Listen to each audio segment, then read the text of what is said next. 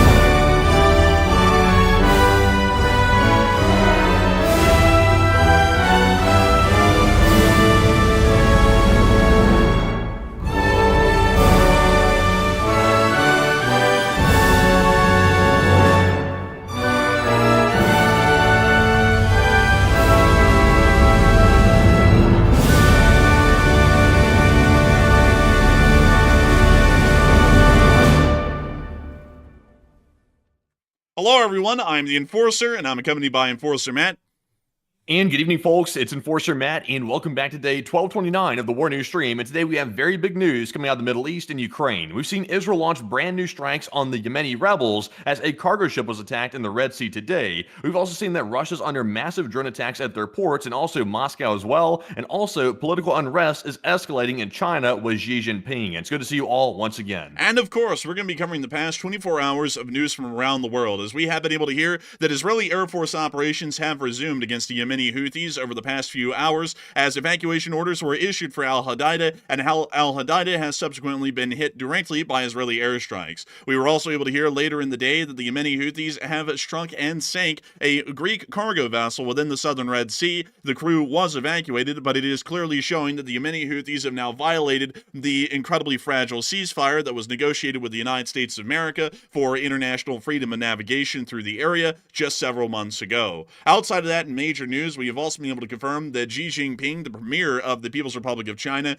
commander-in-chief of the General Security Council of the People's Republic of China, and the president of the Republic of China, or the People's Republic of China more so, has largely appeared to be missing today as the BRICS summit has begun, and Xi Jinping nor his Chinese entourage has made an appearance or arrived for the BRICS summit, which has been dutifully attended by Xi Jinping and his delegation for the past 12 years. Considering the situation and the lack of public appearances by the premier inside the People's Republic of China, it is highly likely that either Xi Jinping is in bad health or that there is currently a severe governmental situation happening inside the country that requires Xi Jinping's continuous presence and lack of public appearance, at least at the moment. We have also been able to hear large breaking news from other corners of the world as well, as the state of Israel has come under missile attack again by the Yemeni Houthis, and we've also been able to hear of prolonged Israeli air operations within southern Lebanon against the Hezbollah forces and Quds forces within the southern region of that country. At the exact same time, we've also been able to hear out of the Islamic Republic of Iran that the Islamic Republic of Iran is still suffering from mysterious explosions within the area of the eastern area of the city of Tehran, as it appears that there are still unaccounted for explosives or explosions that are being conducted by operatives on the ground that are still operating outside of the ceasefire agreement between Israel and Iran, still suggesting that some level of hostile action is being conducted. We have also been able to get more additional news of Ukrainian strikes inside of the Russian Federation, as we have been able to see the Ukrainian forces have once again hit and destroyed multiple key facilities throughout the country, and not only that, the Russian Federation's purge under the control of President Vladimir Putin has continued, as we were able to confirm that an oil executive of Transneft was killed several days ago by falling out of a high window, and we've also been able to hear that a gold mining executive was arrested on his private jet today as it attempted to take off from Chelyabinsk and flee to the Republic of Turkey, once again showing that the purge of high-up government officials and high-up oligarchs in the Russian Federation is continuing due to Putin's perceived lack of governmental authority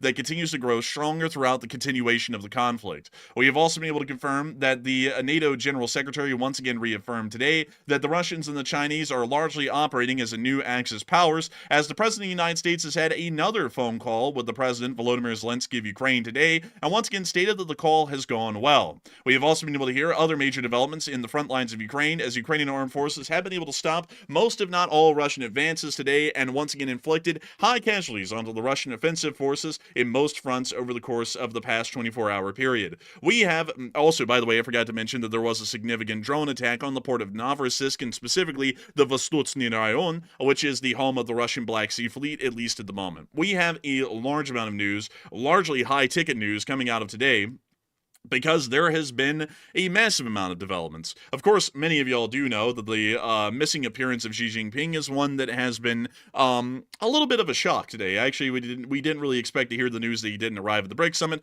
but we will be getting to that in a moment, and we will be covering every single bit of news that we've been able to get over the past 24 hours. Moving us on directly into the largest news of the day, we have been able to hear that the Yemeni Houthis have now violated the U.S. negotiated ceasefire that was made with the Yemeni Houthis, as they have now struck and destroyed a Greek merchant vessel transiting through the area of the southern Red Sea earlier today. We were able to confirm the exact name and type of the vessel. It appears that the ship that was hit was the Magic Seas, which is registered inside of Greece, but it is an Israeli-owned vessel. It has reportedly been abandoned by the crew and is at risk of sinking, as the fire has now raged uncontrollably through the holds of the vessel and is most likely going to start affecting the structural integrity of the hull of the vessel and lead it to eventually take on water and sink. We were able to later hear that the crew was confirmed to have been evacuated safely from the vessel, from some sort of a Coast Guard or some sort of recovery vessel or force in the area, although we were not able to get additional details on the recovery effort and rescue operations of the crew members on board the Magic Seas. Nevertheless, the Magic Seas at this very moment, while we are live on air, is still adrift within the southern Red Sea, largely smoldering, and we do believe that it is taking on water at this time due to severe damage to the vessel and will most likely be sinking to the bottom of the southern Red Sea here incredibly soon. As a result of this, the Israeli Air Force then started to move forward with an offensive plan, as it's become quite clear that not only have the Yemeni Houthis violated the international freedom of navigation of international waters, which is a respected right of international waters under international law, but not only that, they are once again specifically targeting and destroying Israeli vessels attempting to transit the area of the southern Red Sea and also the Gulf of Aden. As a result of this, the Israelis gave an evacuation order for the port of Al-Hadida, along with other significant ports, including the Ras Al Khatib power station that is also within Al-Hadida as well.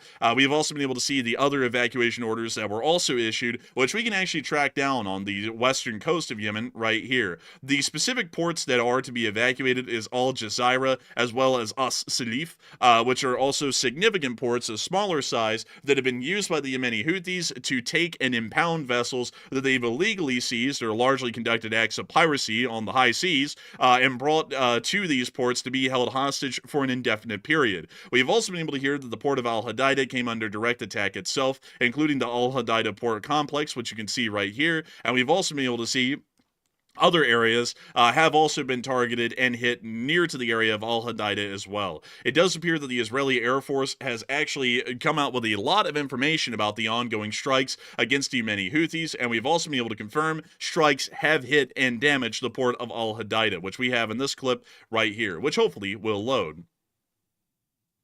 It does not appear that this clip is going to be loading. I'm not entirely sure why that is the case, but nevertheless, it did confirm that there... Click the actual post right there, and it should load.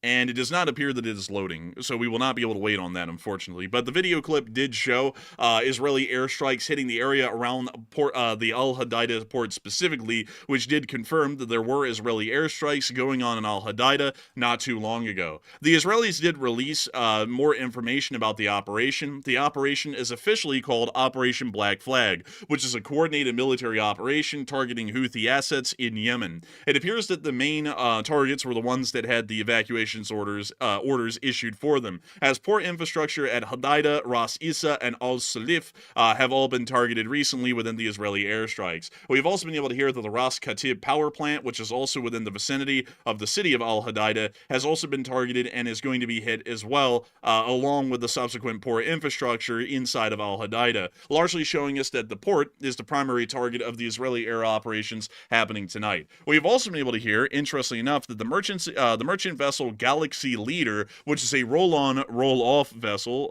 has also been targeted and destroyed by the Israelis tonight as well. And really quickly, let me go show y'all the Galaxy Leader vessel to remind you all of the vessel, at least in question. This vessel was actually seized an incredibly long time ago by the Yemeni Houthis way back in late 2023. This vessel is a roll-on or roll-off auto carrier vessel which specializes in the transport of really any kind of wheeled or rollable vehicle platforms to be transported from one location to the next across the seas. The Yemeni Houthis did seize the vessel in 2023, and it does appear that the vessel has been directly hit and destroyed as of the Israeli airstrikes at this moment. We do know that the fire is raging on board, and it largely will burn through the vessel and destroy it completely. You can actually see a picture here of the Yemeni Houthis wandering around near to the bridge of the Galaxy Leader. You can actually see the exact spot that they were walking around right there. It's on the, I believe that would be the port side of the vessel, but that was where the picture was taken. The vessel has been impounded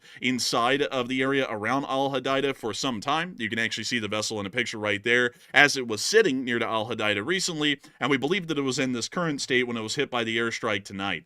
We have also been able to hear that apparently the Yemeni Houthis are suggesting that these have some form of ground-based air defense forces that were actually able to fire at and engage the Israeli Air Force as it attempted to strike its targets inside of western Yemen. As we were able to hear that according to some Houthi spokespeople, that the Yemeni Air Forces are currently confronting the Zionist aggression on our country. And we were able to hear later that it was suggested that they may have some form of air defense systems on the ground of a larger caliber strategic size. We have not been able to confirm that at the moment, and we have not been able to hear any Israeli confirmation that there are any kind of air defense batteries on the ground that were able to engage or fire at the Israeli Air Force, but we can confirm that the Yemeni Houthis do have some level of air defense present, as we were able to hear that the Houthis did shoot down several U.S. recon drones that were flying over the area during the U.S. airstrikes that were being conducted several months ago. Nevertheless, it does appear that the Houthis are begging for a bruising, or cruising for a bruising for the large part at this point, as the destruction and sinking of the, let me make sure that we get this correct here. I want to make sure that we get the name correct. The Magic Seas, I was about to say the Galaxy Seas, which would have been a mix of Galaxy Leader and Magic Seas, but the destruction and sinking of the Magic Seas today is once again confirming that the Yemeni Houthis have violated the U.S. ceasefire, that the Yemenis pledged that they would no longer conduct attacks against international shipping lanes traveling through the southern Red Sea and the Gulf of Aden, and is once again showing that the Yemeni Houthis are once again, as far as the United States would be concerned, based off of our prior statements, in a state of war with the United States, as the United States has taken it upon itself as a casus belli against the Houthis to protect international freedom of navigation within the waters of the Gulf of Aden and the Red Sea. For this reason, we may be seeing that future U.S. involvement against the Yemeni Houthis will once again commence. We do currently understand that the USS Carl S. Vinson and the USS Nimitz carrier strike groups are currently within the area of the Arabian Sea still at this moment. And we do also understand that these vessels are loaded out with armaments capable of conducting limited airstrike operations against either the Islamic Republic of Iran or the Yemeni Houthis within western Yemen. With this in mind, it is highly likely at this point that the United States of America may decide to conduct another air campaign against the Yemeni Houthis, but considering the lack of success in prior air campaigns by the Israelis and the United States in stopping the Yemeni Houthis Houthis from conducting their actions, it is highly likely that the United States of America may also consider limited ground involvement inside of Western Yemen to be able to support the Yemeni civil government, which still controls about half of the Republic of Yemen, and also to support possibly even a pan-Arabian coalition that will attempt to destroy and crush the Yemeni Houthis and therefore completely eliminate the risk that is being caused to international freedom of navigation in the southern Red Sea and the Gulf of Aden. It does become incredibly clear, however, that many people are seeing that there has to be a response, as simple airstrikes are not destroying the Houthis' abilities to directly affect or cause harm to the vessels transiting the area and the crews that are also on board these vessels as well. This could have a greater impact on international logistics, either for Europe and the United States, and may also start to cause greater damage to the trust and confidence that many allied countries have around the Western world and the United States' abilities to face our foes and destroy them in outright combat. But nevertheless, a lot of people are wondering what this will mean for the region, at least with the Houthi actions and Israeli actions that have been taken today. And it does appear that many people have been weighing in on this. So Matthew, what are people thinking about it, and what are you thinking about it as well? All right, so we did see today the Houthis attacked a new cargo ship in the Red Sea, the Magic Seas, and it was attacked quite badly, actually, and the crew had to evacuate off the vessel, and apparently there was an armed crew of, I guess you could say, security guards on the vessel itself when it was attacked, and the Houthis showed up in such large numbers, they apparently overwhelmed the security crew on top of everything else. So it was quite a bad situation, and the Houthis were armed with RPGs, small arms, and all kinds of other equipment, and they came in prepared. So once again, they're back to their piracy efforts, but what does this mean for the region now that the Houthis are back to this once again? This is the first time this has happened since like December of last year, so quite some time since this has happened. About 46% said the U.S. and Israel will both attack the Houthis in retaliation, while 32% said Israel will launch a war on the Houthis on their own, and 15% said nothing more than minor strikes are going to take place. And on this one, it's a bit of a tough call because the United States is currently preoccupied with Iran itself, because of course there's still the ongoing issue about Iran enriching uranium and also creating nuclear weapons, but now the Houthis are rearing their heads once again, and that's going to pose a bit of a problem because we're spreading ourselves a little bit thin right now in the Middle East, and we have to choose between the two issues. Now, I believe the way this is going to go is the U.S. is going to view this as cutting off the head of the snake, and they're probably going to go back to Iran itself and deal with them directly and assume that'll probably deal sort of indirectly with the Houthi issue down in Yemen as well. I think that's going to be the approach behind it. Now, whether or not that proves to be the most effective approach, we'll have to see, because of course the Houthis are not going to go away just because Iran is suddenly defeated. That's not going to happen. The Houthis are still ideologically motivated, and they will still continue attacking these cargo ships in the Red Sea until they're dealt with on the ground. So I think at first they're going to let Israel launch the war, and the U.S. is going to continue focusing on the Iranian regime. But Enforcer, what say you? I would have to say that, in my opinion, I'd actually be with the 46%. I believe that a U.S. Israeli-led attack against the Houthis will most likely happen here within the future, now that it's becoming quite clear that the Houthis are once again threatening international shipping passing through the southern Red Sea and the Gulf of Aden. To give you all a little bit of the understanding as to why this is an issue that the United States is directly concerned about, around 70% of global shipping travels through the areas of the Indian Ocean, the Straits of Malacca, and the Suez Canal. Actually, only about 12% of all global shipping passes through the Suez Canal every year, but this is still a vital global shipping artery for the world's economy that passes through this area, and specifically through this tiny little strait right here, near to the Hanish Islands. This is the strait that the Yemeni Houthis are continuing to use practically as a gauntlet. It's very similar to the kind of strait that you see at Hormuz, that the Iranians also attempt to use as a gauntlet for international shipping. And this is causing a bit of an issue. If the Houthis continue to threaten international shipping in this area, ships are going to have to take the long and arduous voyage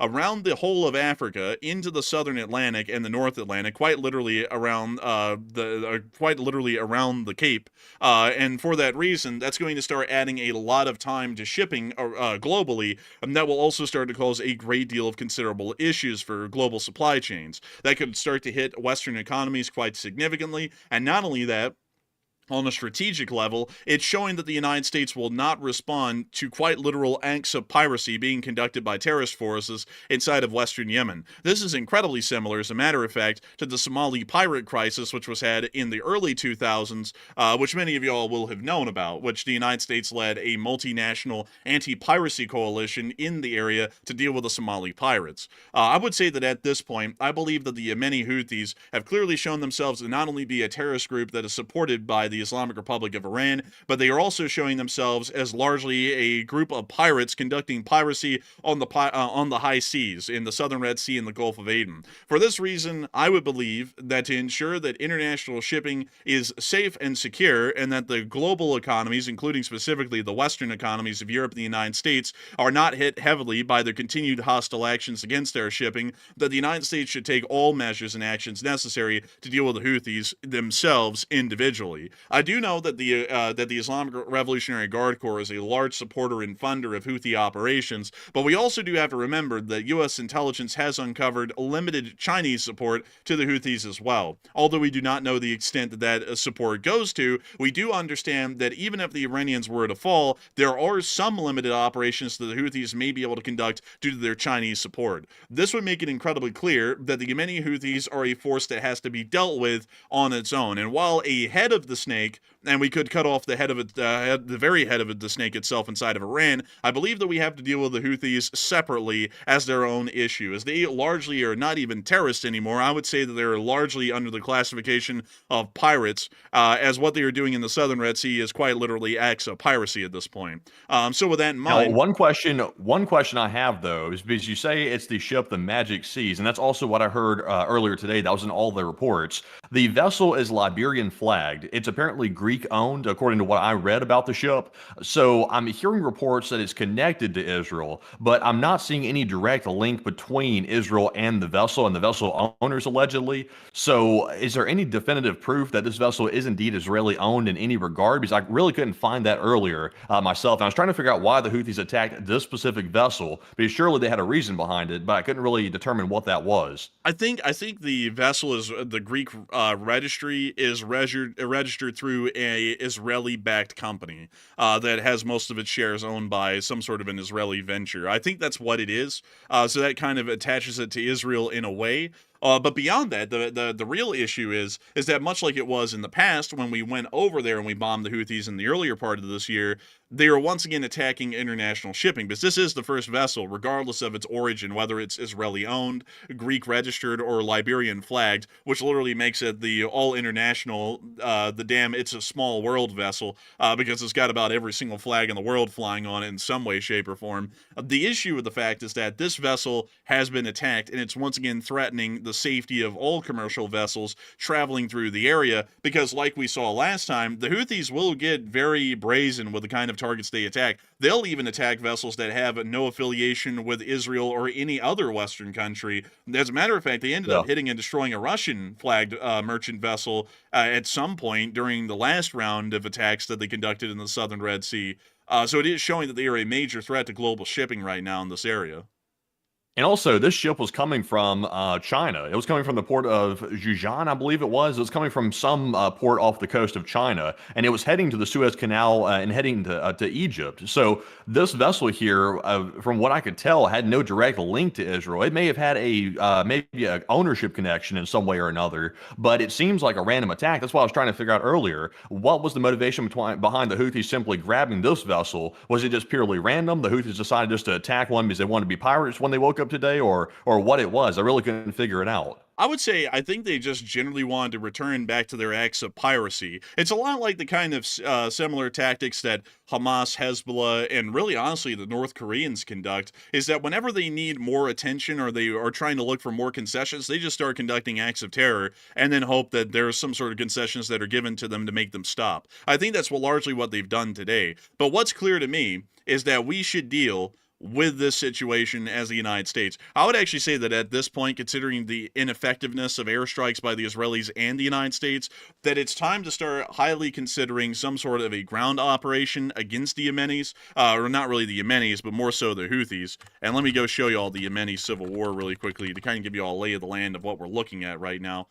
This is the lay of the land as we see it right now in Yemen. It is not a united country. It's not controlled entirely by the Houthis. It's not entirely controlled by the Yemeni government. It's actually largely an amalgamation of multiple different factions. But to quickly go over them, the orange, yellow, and red factions are all a part of the pro-government factions. So all three of these factions are pretty much a part of the official Yemeni government, which has nothing to do with the terrorist forces that control Western Yemen. Everything in green is the Yemeni Houthis. These are the legitimate terrorists inside of the country. These are pretty much the pirates, which I would largely call them pirates at this point, because what they're doing can't even really be described as terrorism. It really more so falls into the definition of piracy at this point, because they seize and impound vessels. We also understand that they steal the cargo off of these vessels, because we believe, funnily enough, Matthew, that the Dodge Hellcats that we saw in Sauna that one time were actually nabbed off of the Galaxy Leader. You're kidding. You're kidding. They Yeah, actually pulled the Hellcats off the car carrier ship? yeah, it looks like they may have. So what they're doing is quite literally piracy. They're seizing vessels from the high seas, attacking merchant ships, bringing them in, and then stealing their cargoes off of the vessels, and then impounding them permanently. It's quite literally what pirates would do. It is quite literally by definition piracy, not terrorism. So this is more so a band of pirates at this point than anything. A lot like the Somali pirates back in the late 2000s. But beyond that, I would say that considering that we're largely dealing with pirates that continue to threaten global shipping, and more so our ships within the area, because this could end up hitting a U.S. merchant ship, although technically there aren't really any U.S. flagged merchant vessels anymore. There are a lot of U.S. companies that have a large stake in global shipping firms. This is something that will affect Western economies in Europe, the United States, and East Asia heavily if they continue to pretty much deny anyone access through this area of the Southern Red Sea. For this reason, I'd actually highly consider the deployment of the U.S. Marines on land to support the Yemeni government, and to also support a Saudi coalition, because the Saudis are not big fans of the Houthis either, to go in and crush the Houthis once and for all. I think that we should actually start a united diplomatic front in the region to get the Yemeni government, the Saudi government, and the United States, as well as the Israelis, on board with crushing and dealing with the Houthis once and for all. This group is not going to go away until we actually crush them on the ground. And once we crush them on the ground and we're able to occupy the area for a small amount of time, probably a couple of months, while we deal with the Iranians on the side, I think that we'll see that this sort of piracy ends, because that's generally kind of sort of what happened with the Somalis. But I believe that this is what has to be done at this point, because airstrikes are not solving the problem. Any sort of negotiated settlement is not solving the problem. So we've exhausted our options at this point. Because I see some people saying, "Oh, I wouldn't do that," but what else can we do? We have no other options at this point. We have tried the diplomatic path. We've tried bombing them with airstrikes and not getting involved on the ground. The last thing we can do at this point on an escalatory ladder is to get involved on the ground and to crush them through some sort of united coalition.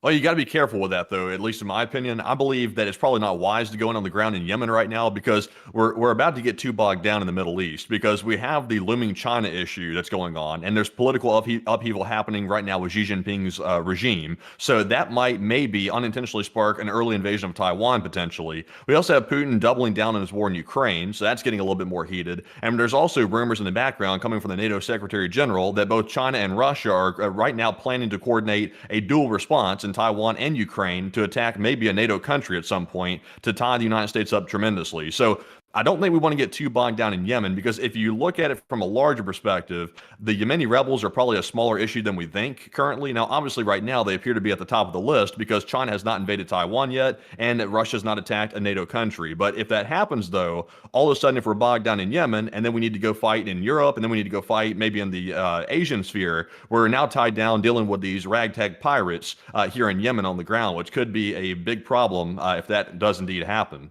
But piracy is a considerable issue, especially when you're looking at key shipping channels like these, choke points on the global stage. These are really serious issues. There are several key choke points in the world, and this is one of them. And I could name a couple of them if y'all would like to be interested in hearing them. The Suez Canal is a choke point. The Strait of Gibraltar is also another significant choke point. The Panama Canal is a significant choke point. The Strait of Malacca, which is right here, is a significant global choke point for shipping as well.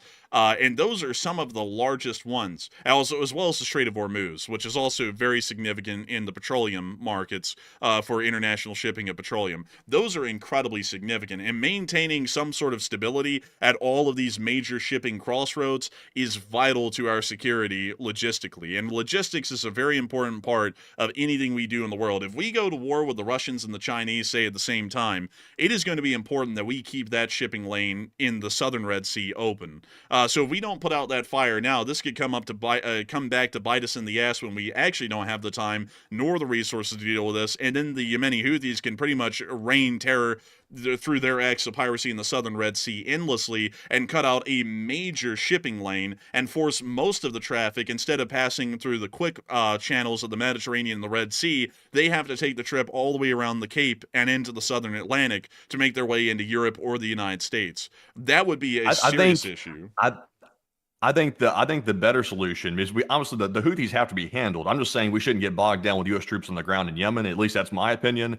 We should probably outsource this issue to the Israelis and tell the Israelis, we'll arm you with whatever you need to be able to attack the Houthis. We're basically hiring the Israelis as mercenaries. And it's really not even being a mercenary, because this is Israel's region of concern. So naturally, they want to go on down there and handle the problem. That's why they're handling it today by airstriking the Yemeni Houthis at Al Hadida. So simply give Israel the support they need to carry this out and tell them, we're going to let you handle this because we're dealing with much larger issues right now. And if we get too bogged down in your region that you could be handling on your own with our support, then that could be detrimental to our European security in the near future. Because in my opinion, the more we get bogged down in the Middle East, the more likely it becomes that China and Russia decide, okay, now's the time to do this dual attack plan that we have here, attack Taiwan and attack NATO, and tie the United States up dramatically. That increases the odds of that happening when we get more bogged down in the Middle East. So we don't want to start, I guess you say, attributing too many assets here to the region right now in the Middle East, because once we do that, we're basically taking a lot of firepower away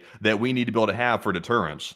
Well, here's how I would do, because I don't think the U.S. should deal with it alone, but the U.S. should be involved to largely coordinate it. We should get the Department of State on the topic of getting a united front or a diplomatic coalition put together for this problem.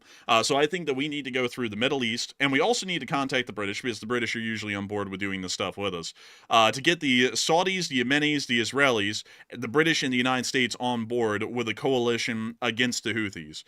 Because one thing is also a little bit clear. I've seen some people say this in the chat. They said, just let the Navy deal with it. The Navy is going to have bigger fish to fry in a major conflict with Russia or China than trying to keep this shipping lane open. It's a waste of valuable Navy destroyers and cruisers that we would have to put here. So I would say the best idea for now would be to get a united coalition to where the Saudis, the Yemeni government, the legitimate Yemeni government, the Israelis, and the British get on board with going in there and dealing with this as a united front together. We'll get the Saudi army in there. They'll be able to deal with the Houthis on the border in the north. We'll be able to get the Yemeni government involved in an offensive with Saudi, American, Israeli, and British support. The British will be involved in providing air cover along with the Israelis, because the Israelis can't really provide any ground forces. They can only provide air cover. And then as a smaller contingent, there will be a group of Marines, possibly a couple of MEUs, that will be involved in ground operations, or at least pulling security in areas that the Saudis or the Yemeni government has cleared, and making sure to get this thing dealt with once and for all. The United States doesn't have to be the only one to deal with this in the area. There are many other people who have a bone to pick with the Yemeni Houthis at the moment. The Saudis are certainly one. The Saudis are usually bombing the Houthis at the northern part of the Yemeni border pretty frequently, because the Yemenis also attack the Saudis as well. But I think that creating a united front at the moment to deal with this problem and crushing it before we have to fry larger fish would probably be the best move of the moment, because when we need this shipping strait, which will most likely come up here within the next few years, we won't have to worry about the Houthis possibly threatening or sinking any of the ships that would be passing through this area during that time, because we would have dealt with this right now when we needed to. Because we still know, at least from what we've been hearing, that the Chinese are still about a year and a half off from invading Taiwan, because the Navy hasn't been built up big enough to support a ground invasion yet, and the Russians are still tied up in Ukraine, and while they're starting to work on shifting towards a very short war with Europe, they still are largely bogged down in Ukraine. So right now is a primetime opportunity. Both of these countries are tied up to where they can't really do too much. We can actually go in with a united coalition and deal with the Houthis now, so that way it's not a problem later. Maybe so. I mean, that could be a decent idea. It's just very concerning to me to hear statements coming out of NATO, especially Mark Rutte saying today, or actually yesterday, he said this. He said that there are clearly signs that China is coordinating with Russia to come up with this dual attack plan, like I mentioned earlier, where once again, China would attack Taiwan and Russia would attack a NATO country to basically tie the West up so much. They're dealing with two different fronts at the same time, and that would spread us very thin. Like that really concerns me to hear that because it's not just make believe. We've been saying that for a long time, and now NATO is validating that theory that we've had that could be a thing being planned in the background. It really goes to show that this new Axis power is truly a new Axis power. They're actually coordinating things together, and Iran is in that sphere of coordination. So it could be the Iranians are trying to get the Houthis to do this with the intention of bogging us down, so that way that could further hamper us in the future if we need to defend our allies in Europe. So to me, it seems like it could be a trap, maybe. That's my initial assessment. That's just what my gut's telling me. It could be a trap of trying to get us really bogged down the Middle East, where it probably won't matter in the long run until, of course, something happens in Europe. So it's a bit concerning. It is a bit concerning, but I would still say that we've got to put out the small fires while we've got the time. Because if we have two big fires burning in Europe and East Asia, we're not going to have a lot of time to put out these small fires like this one by then. So better to deal with these now while we have the chance, instead of letting them burn when we're actually in a larger conflict and we might not have the time nor the ability to deal with them then, or to even spend the time in the Department of State to get a united coalition to deal with these people while they are still an issue at the moment. So that's generally what I would think. Well, let us know in the chat what y'all are thinking, folks, because we actually have some interesting ideas here. Deal with them now or deal with them later? That's really the question that we have at the moment. Do we deal with them later so that way we can continue to focus on prioritizing our responses to an eventual war with China and Russia, or should we deal with this now while we might have the chance? That's really the question that we have here.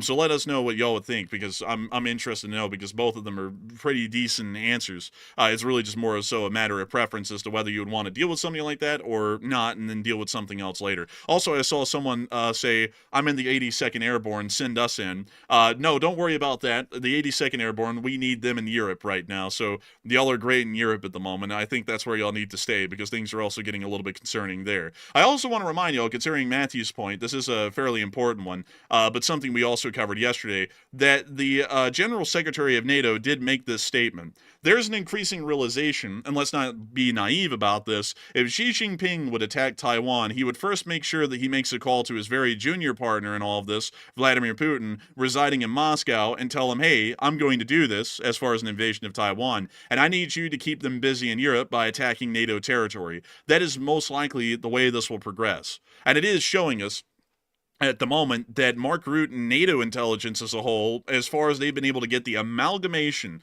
of everyone's intelligence in the alliance, the Americans, the British, the French, the Germans, the Poles, all of the Scandinavian countries, the Baltic states, and everyone else in between, everyone is getting the same info. The Russians and the Chinese are operating as a united Axis power at this point, nearly, and that is a very considerable issue, because now we would have to deal with a conflict in East Asia and in Europe at the exact same time. We've been saying that on the channel for a while now, that this is clearly an evolving Axis power, but with these sorts of statements coming out from the General Secretary's office in NATO, it's becoming more pressingly clear that this is a situation that is not in the future, it is present at this very moment right now. But with that, we're going to be moving on into some other big news, because while the Chinese and the Russians are uniting as a clear Axis power to the Western allies in the world, we have been able to hear that Xi Jinping is missing. And when I say missing, I want to make this a little bit clear. He's not missing in the sense that he's dead or he's been kidnapped. It's not that kind of missing. He's missing in public, which is a very big thing unto itself. It's actually quite large and quite significant. We have been able to hear that apparently Xi Jinping has not attended the BRICS summit, which started today. But before we get on into that, I do want to make sure that we address one more poll that we ran on all of y'all, another topic about the Iranians. So Matthew, what do we got? Okay, so this is another question involving the Houthis and what they've done today by attacking this cargo ship in the Red Sea. And the question says in the poll, in retaliation for the Houthi attack, Israel's launched major attacks in Yemen and will this spark escalation where Iran gets dragged in. So it looks like 52% of the audience said no, Iran will leave it to their proxy forces and let Hezbollah, the Houthis, and whichever other ones want to get involved deal with this situation happening in Yemen. While 26% said yes, Iran is going to get dragged into this and Iran's going to start attacking Israel again for the attacks that were happening today in Yemen. And about 15% said it's a 50-50 chance of Iran involvement. And right now, honestly, the link between the Houthis and the proxies of Iran, it seems to be weakening a bit. Like the Houthis seem to be abandoned by the Ayatollah just about a month or so ago, but now it seems like maybe there's a rekindling of the relationship. It's kind of hard to tell. It's kind of like a love-hate thing between the Houthis and the Ayatollah at this point. That one day they feel betrayed, the next day they feel like they're loyal to the umpteenth degree. It's just kind of hard to tell. But it appears to be the Houthis are coordinating these attacks with Iran. I think that's pretty clear. So they must have reconciled at least to some degree, and they're back to it once again. And they're trying to drag the U.S. into the situation. And I doubt that Iran's going to get involved into it because Iran is waiting for the second round of B-2 strikes. That's what Iran's waiting for. So they're going to stay ready for that. They're not going to waste resources down in Yemen or on Israel before a U.S. attack happens the second round. So I think Iran's going to stay out for now, but there's a slight chance they could do something stupid, but I really doubt they'll probably do that. Iran will probably stay out. But Enforcer, what say you? I would have to say, I think the Iranians are going to leave the proxies to themselves. The Israelis are back to hitting the Quds, Hezbollah, and the Houthis, and we have not seen an Iranian response yet to it. And if this was the Iran of the past before they got hit upside the head with a couple of mops, they would have been all over this at the moment and saying that the Israelis will pay dearly for what they're doing. And right now, they're silent. And I do believe that Matthew is correct. They are waiting for that second round of strikes to hit them from the United States and Israel. Now that it's clear that they're continuing to work on their nuclear program, even though it's taken heavy damage and it's set them back several years, they're still pressing forward to try and create a nuclear weapon. So they are waiting for that second round of strikes, which may be inevitable in months. So they're most likely going to lead the proxy forces to themselves, at least at the moment. But with that, I do want to make sure to move us on into the major news that we have been able to hear out of the People's Republic of China, as we have been able to hear that Xi Jinping is apparently missing. Xi Jinping has unexpectedly not shown up to the BRICS summit. It is a no-show. They were actually, Xi Jinping and his Chinese delegation were expected to be present at the BRICS summit, at least today, and the BRICS summit has started today, and he has not shown up. And there's been no notice by Xi Jinping or the Chinese government that he was not going to show up. And this is the first time in his entire 12 years of being the premier of the Chinese Communist Party and the People's Republic of China as a whole, that he has not attended the BRICS summit. He has been the ruler of China for 12 years, and this is the first year ever that he has not shown up. Not only that, he has not made a public appearance inside the People's Republic of China, from what we can tell, for around 2 weeks at this point, which is also a significant period of absence for the premier of the People's Republic of China.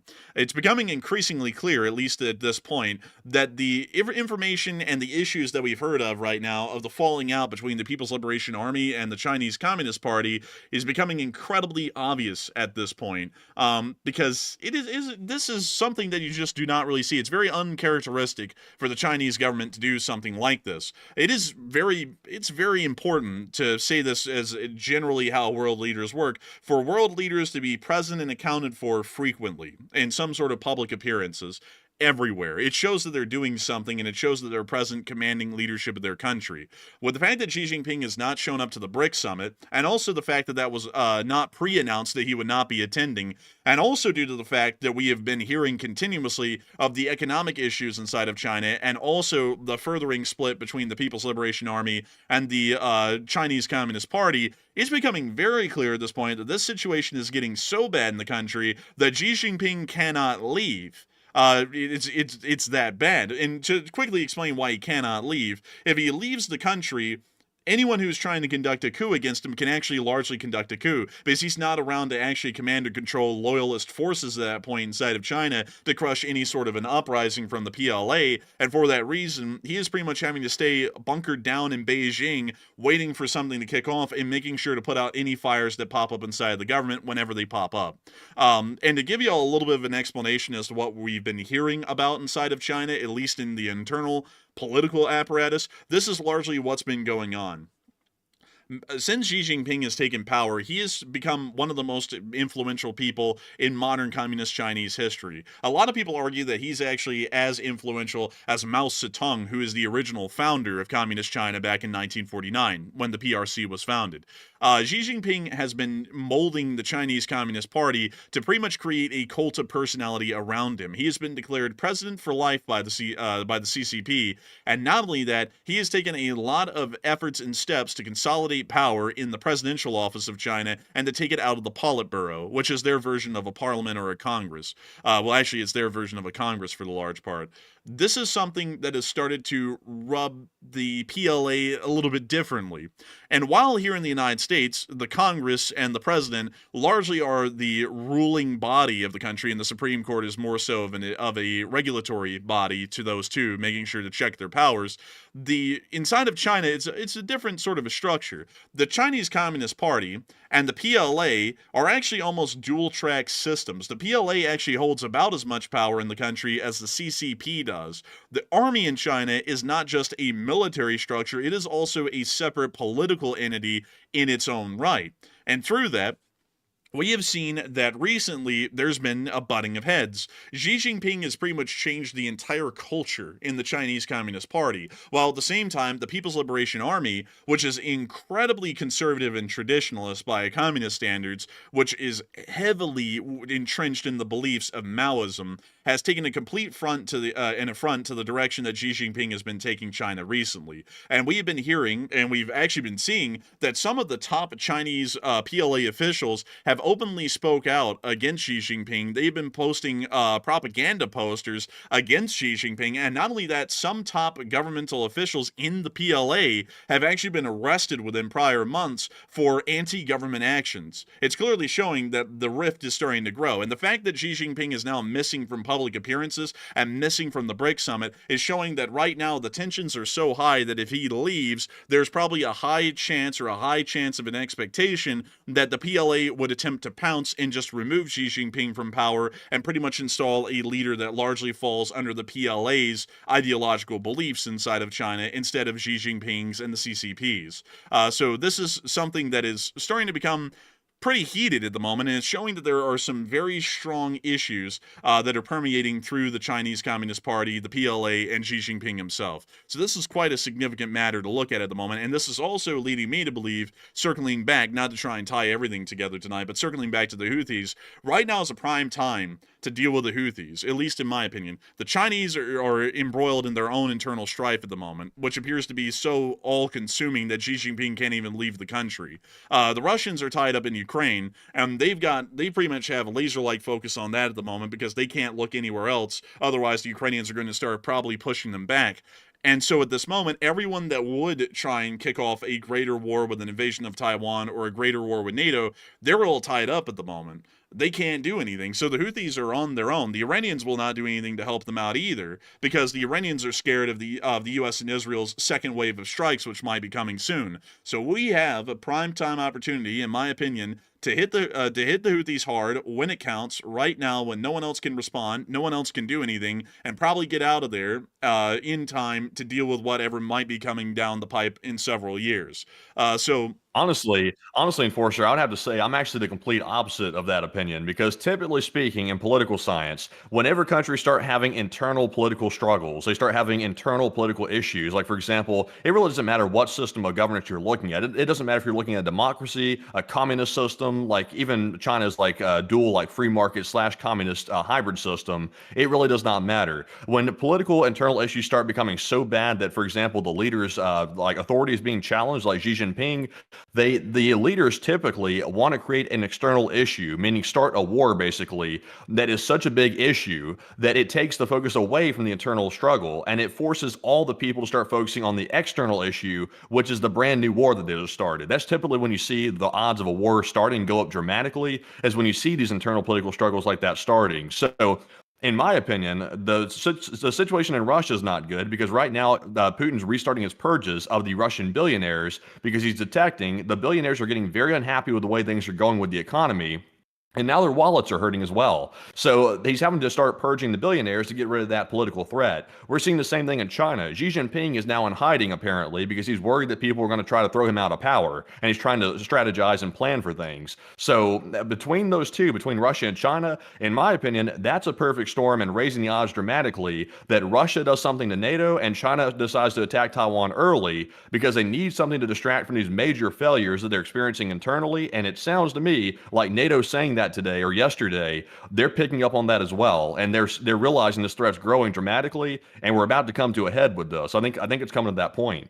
But I would have to say, on the flip side, taking a historic approach to this, usually most of the time, whenever a country lashes out or creates a larger conflict, at least from a historical perspective, most dictatorships have a fairly solidified position at the point that they start a conflict. For example, with Nazi Germany's annexation of Austria and the Czech Republic, and then also their eventual war with Poland, Adolf Hitler had taken a significant amount of actions to consolidate his power, including the complete dissolution for the large part of the Sturmabteilung, which was his main political apparatus that he used to become the leader or the chancellor of Germany, and then later the Fuhrer.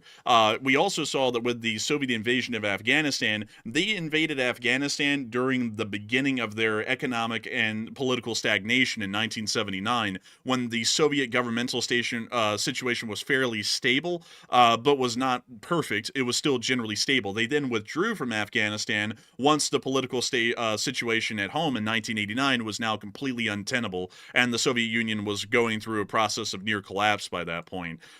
We would see that the governments of Germany and the Soviet Union started to become unstable, usually once wars were prolonged, and usually we would see that would either start their loss of the conflict or that would start their withdrawal of the conflict. Like in 1989, when the Soviet Union withdrew from Afghanistan, which generally actually started in 1987 but was completed in 1989, and also the German defeat in World War II, which started really from late 1942 and on to 1945. That's when we saw that the German government started to become highly unstable. I would generally say that from a historical perspective, considering that the Chinese are dealing with a great deal of political tumult inside the country, their hands are tied at the moment. The PLA would most likely not accept any kind of orders from Xi Jinping to begin an invasion of Taiwan, because right now they view Xi Jinping and the CCP as opposing to their ideological beliefs of Maoism that they are staunchly a firm supporter of. And that means that trying to force the PLA to execute an invasion plan of Taiwan might be untimely at the moment, and that there would be a great deal of strife or even an attempted coup in the midst of that, because the PLA may attempt to see that as Xi Jinping trying to send the PLA elsewhere or a lot of their fighting power to further weaken the PLA's presence within the mainland of China. With the Russian Federation, their government situation is so unstable at the moment, and the economic situation is so unstable, that while they could start a war inside of Eastern Europe, the Chinese still are not able to get the situation stabilized enough inside of their country politically to actually kick off an invasion of Taiwan simultaneously, meaning that the cylinders would be firing, but they wouldn't be firing in sync to actually create a major situation where it would be overwhelmed at a singular time, at least from my viewpoint at the moment. And that means that we could deal with the Houthis. We have a little window to deal with them, and we wouldn't have to take long to deal with them. We could let the Saudis and the Yemenis deal with the aftermath. We just get in there and get out, and then let the Yemenis and the Saudis deal with whatever is left over, because it's going to be their problem at that point. And then we can focus on the bigger fish to fry later, maybe.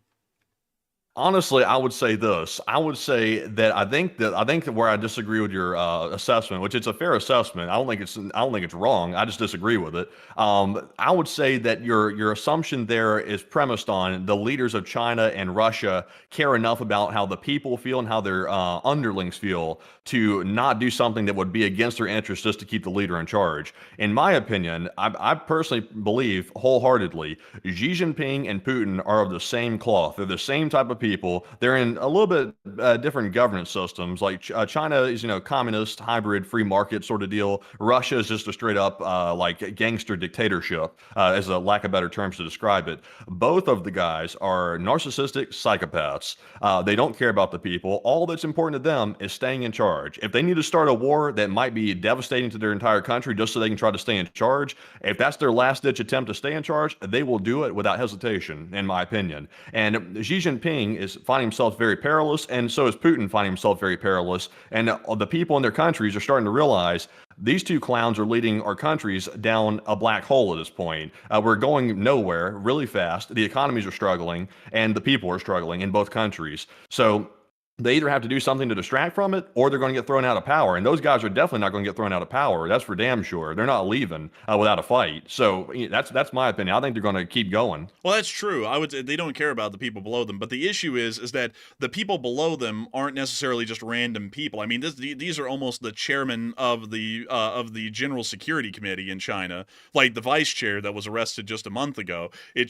It's showing that the disloyalty and unhappiness with Xi isn't just in the random bulk of the Chinese citizenry. It's at the very highest levels of the PLA at this point, right below the chairman. I mean, actually, Xi Jinping is the chairman. The vice chairman, which is the highest up guy in the PLA outside of Xi, was arrested for anti-government conspiracies just 2 months ago. It's literally showing that even at the highest levels of the PLA, there is dissent at the moment. So while he may want to start a war, how much support would there be in the PLA to accept the orders for war, considering that they are that staunchly against Xi Jinping that even the vice chairman was conspiring to overthrow him just recently? And we know that has to permeate through the rest of the PLA, because if it's made it up that high, literally the whole PLA is compromised and most likely unfavorable to Xi at the moment. So he might not even be able to issue the order to the PLA to go invade Taiwan, because they consider Xi more of a threat to their belief system and ideology than the lack of reunification with Taiwan, at least from a CCP or a communist standpoint in China.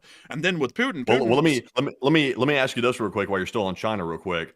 If Xi Jinping, let's just say hypothetically, I don't think this is going to happen, but if Xi Jinping, we woke up tomorrow and realized, oh, Xi Jinping's been deposed, he's no longer the leader, and they do what they want with him, get rid of him somehow, and some other guy in China takes charge, is that going to accelerate the Taiwan invasion because the new leader wants to prove himself to be an all-powerful authority in China, a new bold leader, or is that going to extend the time period in which they decide to invade Taiwan? Which one would it be? I actually think it will probably extend it, because Xi Jinping has a very special kind of an ideology that didn't really exist in China before he became president. And the last president of China, I want to make sure that I get him correct. Let me go and get him right here really quickly. 1 second.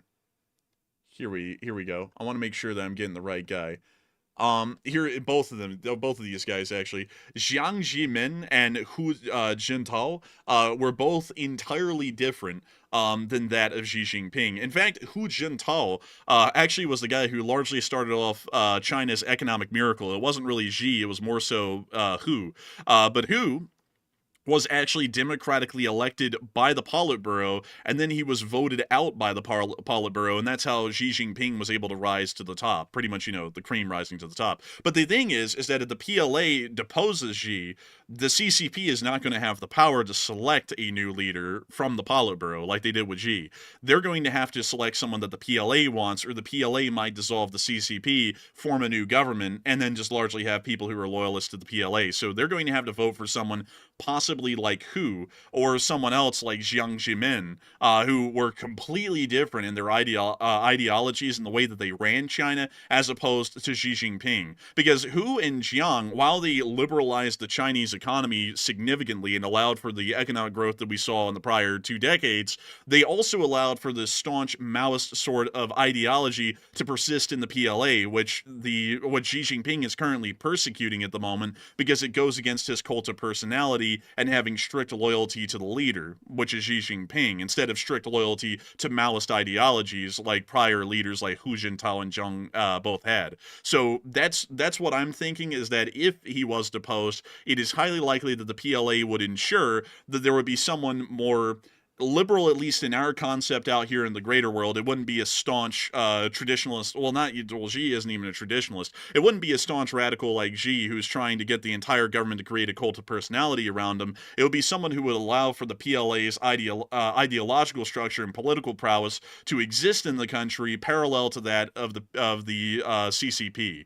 I think that's generally what we would probably see based off of the past 2 leaders that came before Xi.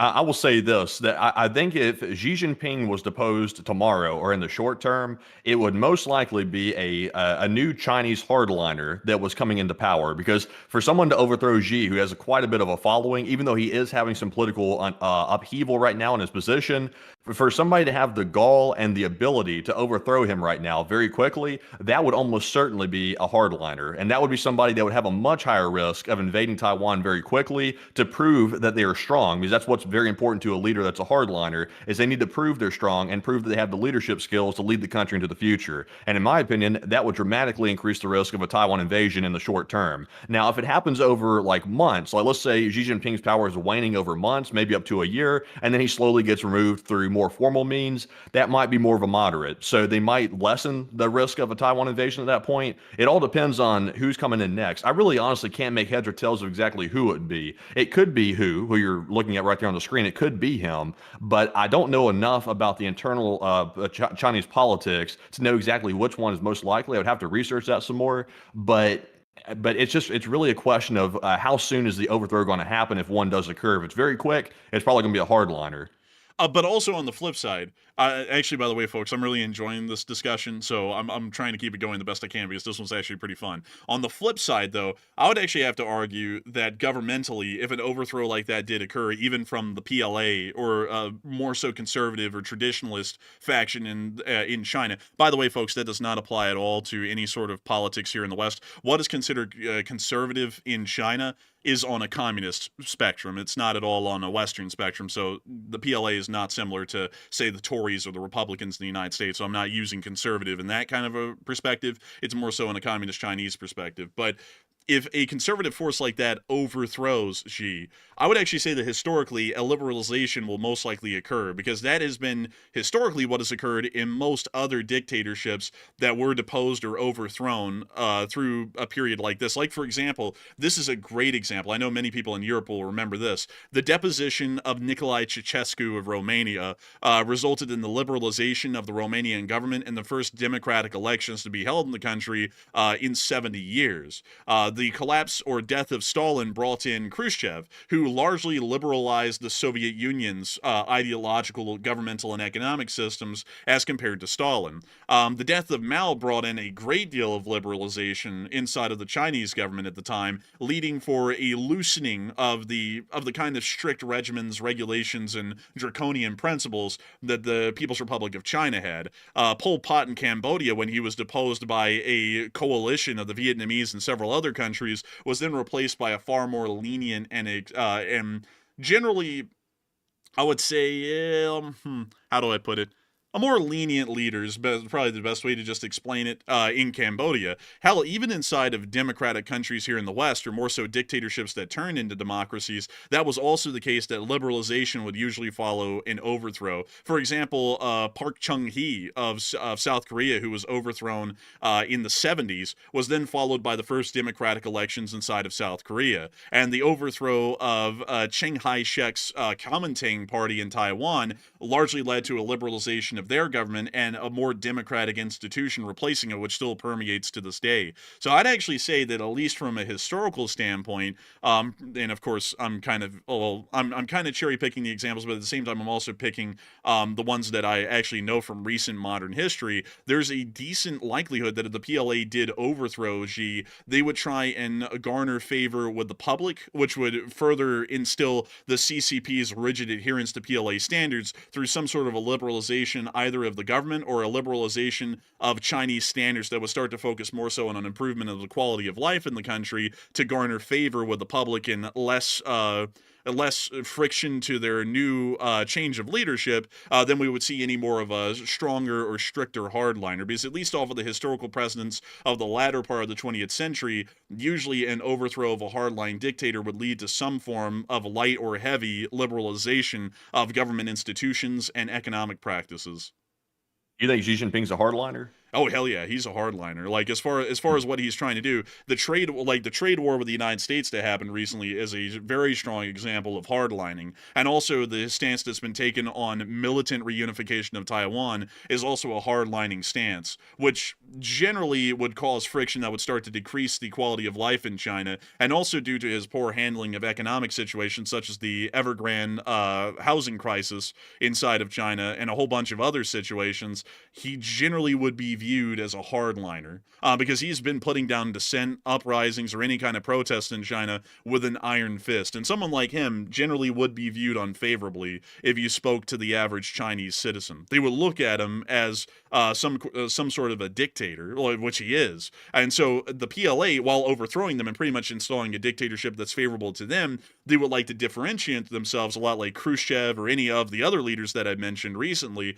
And they would try and go, look, we're not bad like Xi. We're actually understanding and compassionate. So that way we can differentiate ourselves and make the public more supporting of our rule. And maybe in the future, about a decade or maybe 7 years later, they would start to get a lot more hardline as well. But at the onset, they would like to try and gain the support of the public and the support of the political apparatus that the public exists through, which is the CCP. So that way there's not a lot of resistance, and that way they'll be able to make the public a lot more pliable to their original demands, or more so changes that they'll be making across China. So pretty much tying their hands at the moment, at least from my assessment.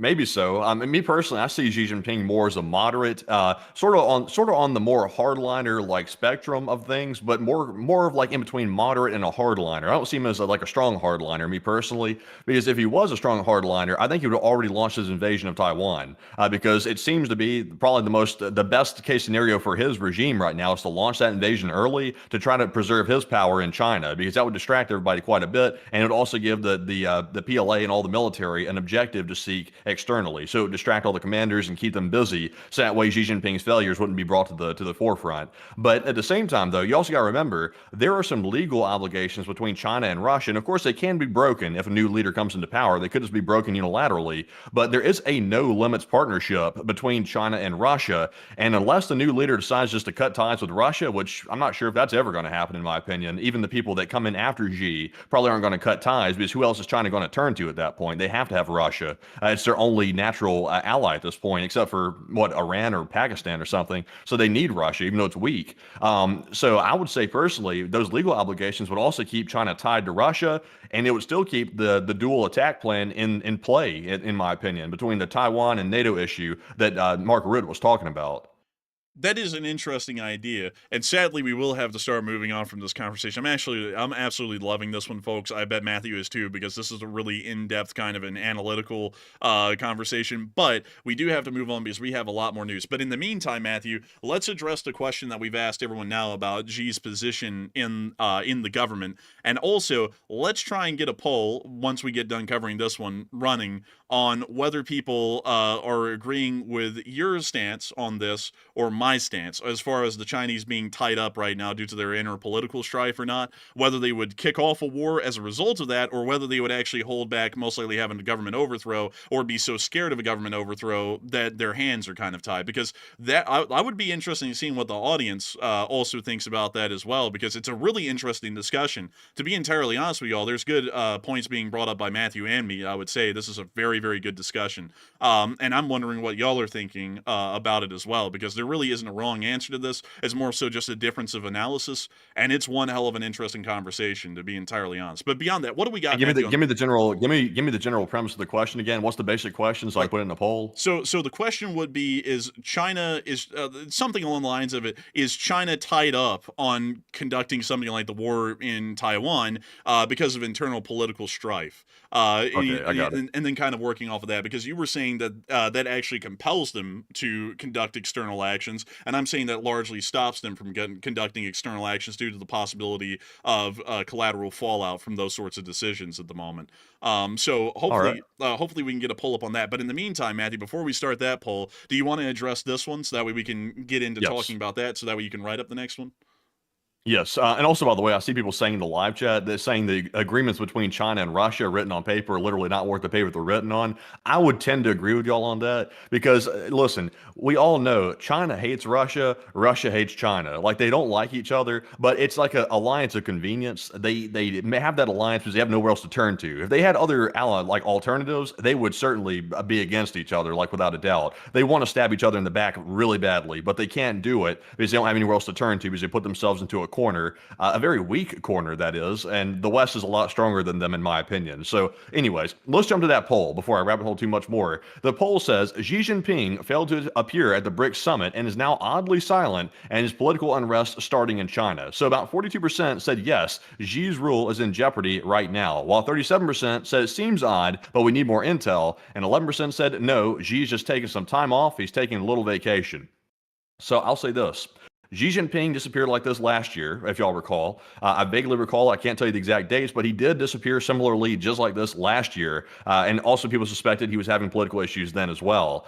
This year, he failed to appear at the BRICS summit, which is different. This is the first time he's ever failed to appear at a BRICS summit, which is notable. So now he's gone silent on top of that, and he seems to be in hiding. So I would say this does indicate something is brewing in the background. Now, to what degree it's brewing, we don't know that. It could be extremely bad for Xi, or it could be a minor political unrest that he can get a hand on with a few purges. We're not really sure, but I'm with the 42%. I think Xi's rule is in jeopardy in some regard or another, but we don't know the extent of it. But Enforcer, what say you? He actually went missing to show that there is a parallel to him missing.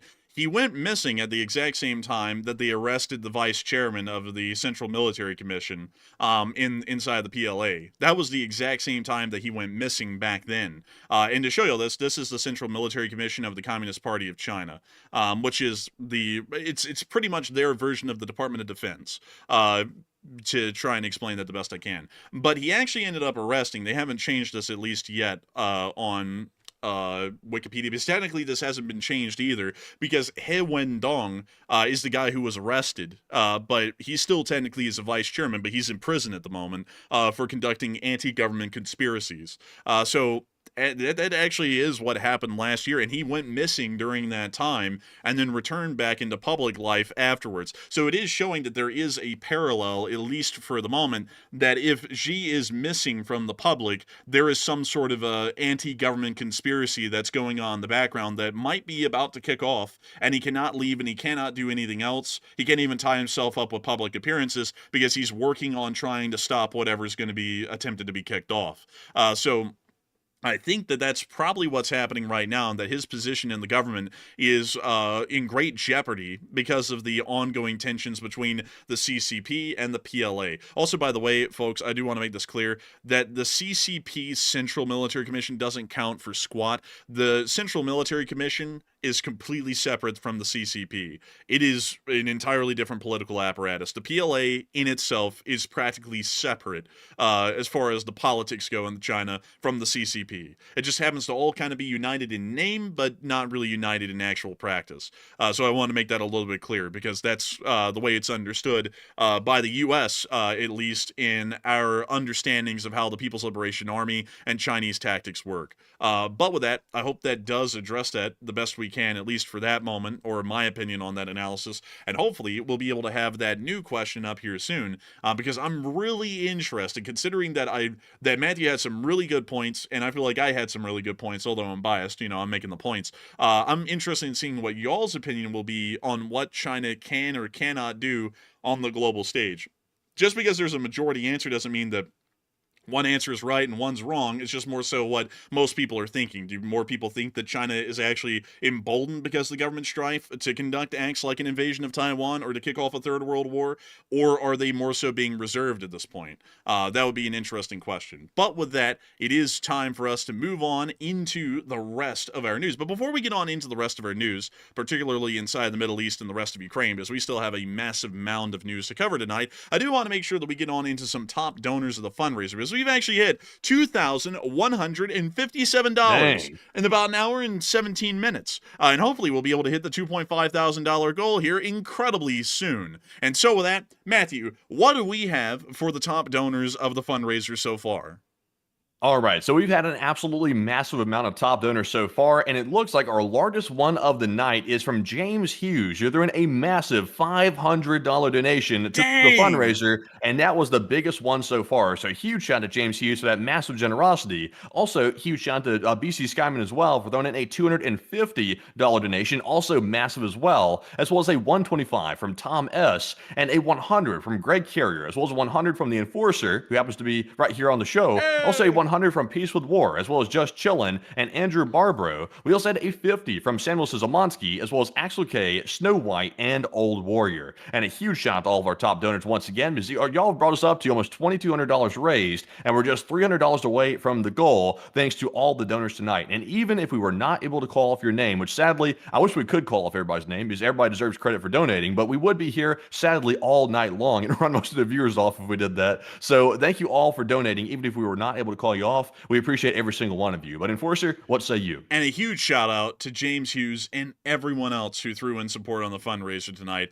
I got to say that it's absolutely amazing and impressive to know that so many people continue to support Western and American interests around the globe, including the ongoing conflict in Ukraine and the support of the Ukrainian state as they keep on focusing on holding the Russians back from hopefully starting a greater war across the rest of Eastern Europe, and also supporting the rest of American and Western interests around the globe. Y'all are actually putting your money where your mouth is. Some people may not be impressed with the actions of European or American governments and may be saying that they're operating too slow on the global stage, but one thing is clear is that if it was up to the Lee Spring Army, we certainly wouldn't be. And y'all's support here tonight is once again proving that the Lee Spring Army will always stand in support of Western and American interests, no matter where they are and what they are around the globe. I got to thank all of y'all, whether we were able to call out your names or not, for supporting this fundraiser and helping the channel to keep on running, because if it wasn't for folks like y'all, we wouldn't be able to say that the Lee Spring Army continues to support those interests around the globe and continues to ensure that those nonprofits that are helping out civilians and soldiers alike around the world would not be possible. And Just Chilling threw in a $330 donation, which just hit the goal. Hey, look at that. We hit the goal.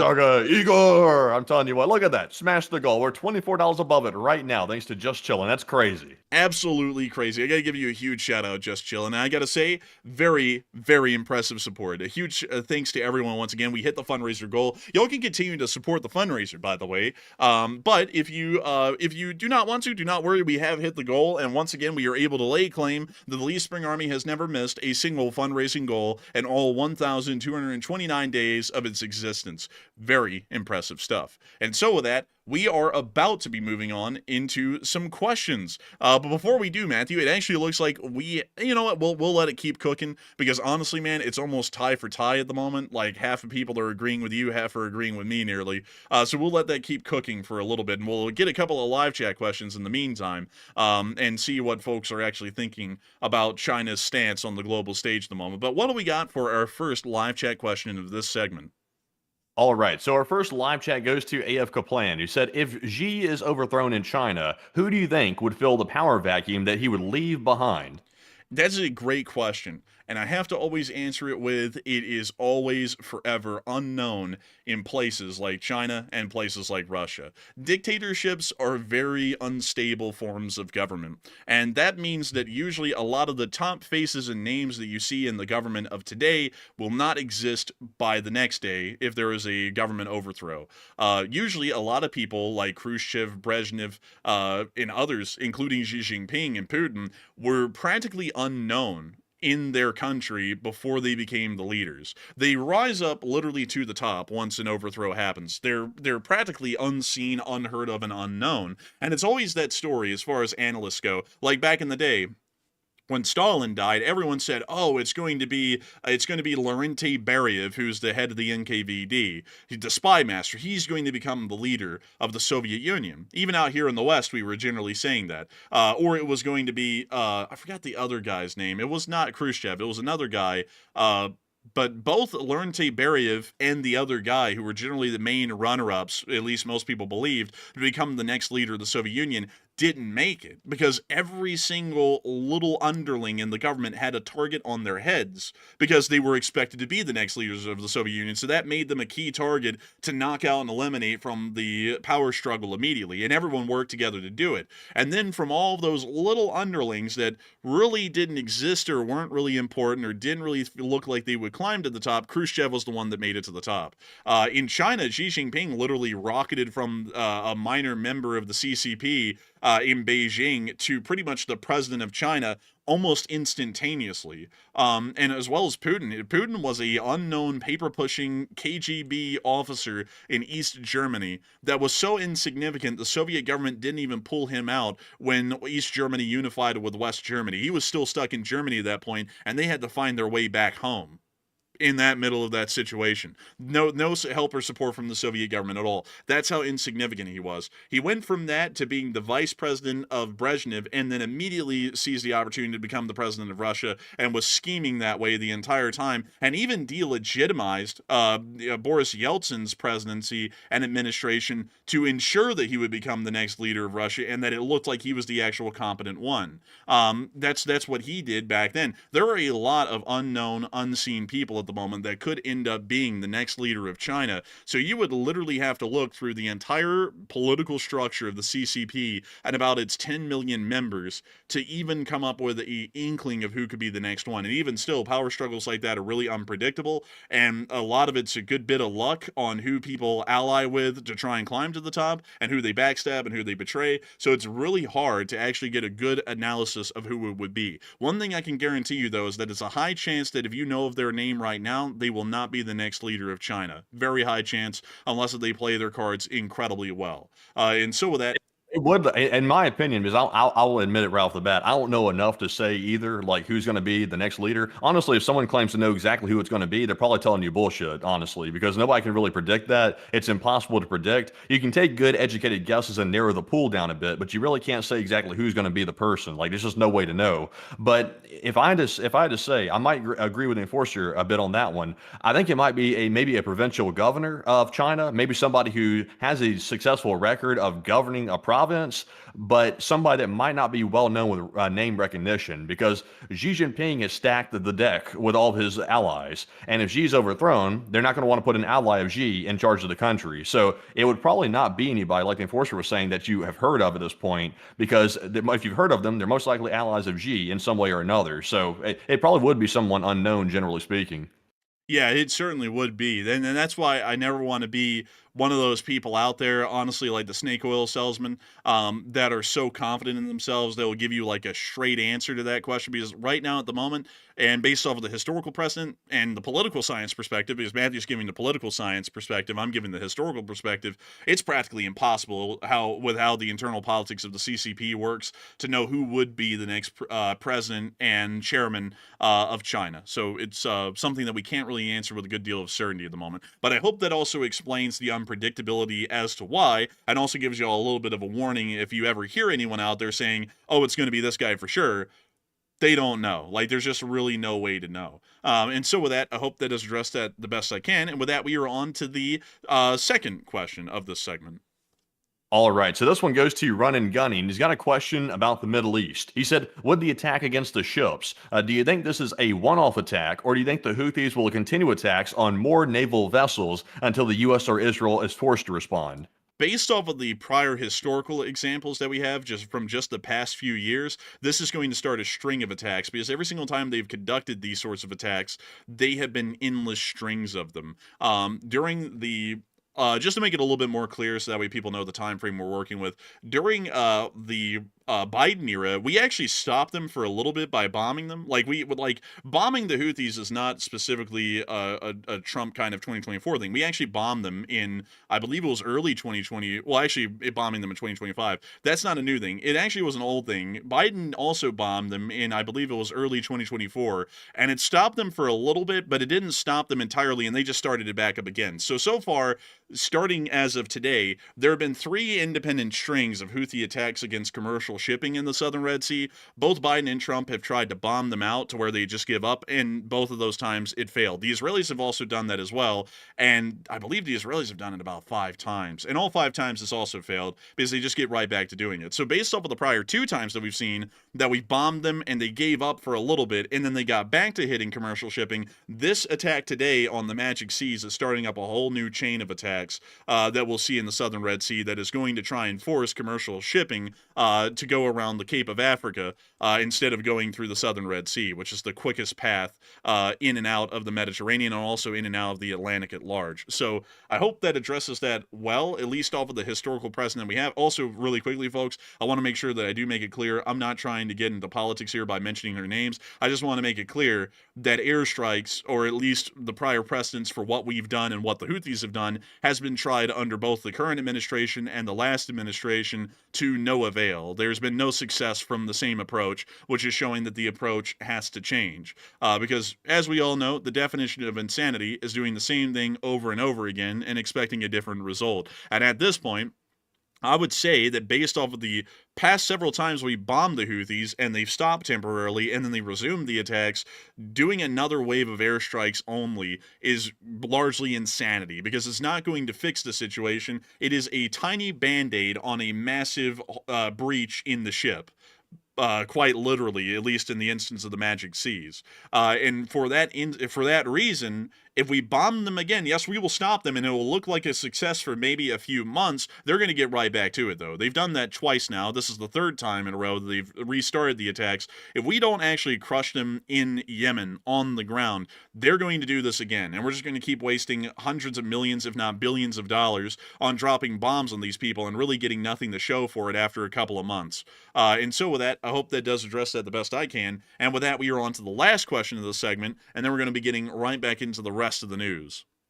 All right, so this one goes to Jay Cash, and he has a question which returns us back to China one more time, and it seems to be another question which we're actually talking about earlier. But he said, would the new Chinese power structure or the new leader in China still be cooperating and assisting Russia, or would they start distancing themselves from Putin?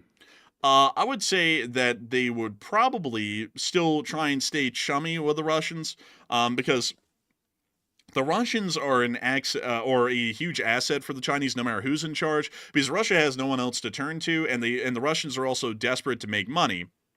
So they will sell their raw materials to anyone. And China has a very large market for those raw materials, such as timber and other sorts of raw materials that the Russians can provide, like petroleum, which China has basically no domestic production of raw crude oil.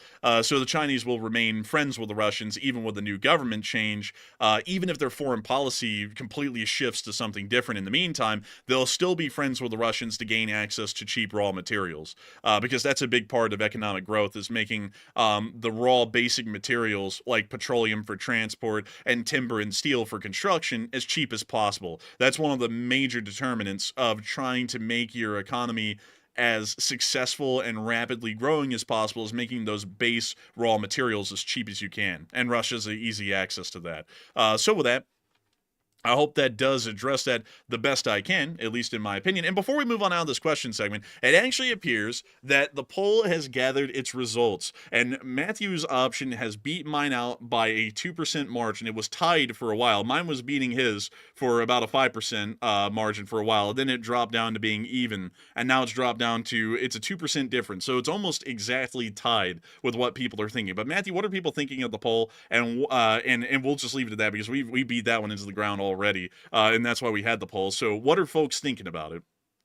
All right, so this is going to round out our entire talk on China, this last poll right here, and then we're going to move on to Ukraine. But this last poll says, will Xi Jinping's internal political issues cause the acceleration of the Taiwan invasion? Literally, the entire premise of the whole conversation we're having. So 37% said yes, it will accelerate the invasion. That is the most popular option, is yes. While 35% said no, it will make the invasion less likely, and 12% said it does not affect the invasion whatsoever. And I would say I disagree with the 12%. I think it definitely affects it. I would still stick to my guns and say it'll definitely accelerate the invasion if Xi Jinping's political issues continue to get worse. But Enforcer, what say you? I would have to say I'm still sticking with my guns, and crazily enough, man, I'm not gonna lie, that's one of the closest polls I've seen in a bit.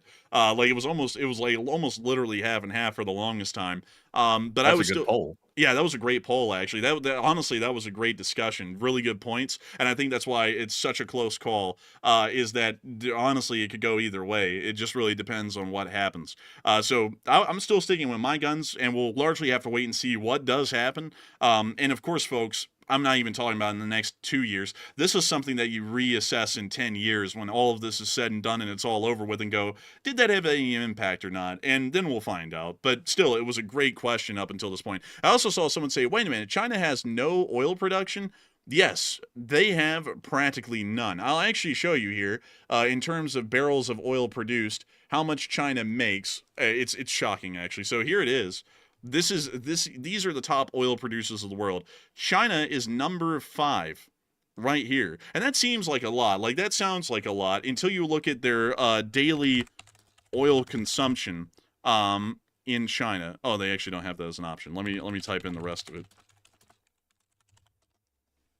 16.6 million barrels, and they only produce about 4.7 million barrels domestically. So you can see that they actually have a massive domestic oil shortage. That's compared to the United States, which can actually provide, I think it's something like 70% of our daily oil consumption from our domestic production daily. And then, of course, we import from Saudi Arabia and so on.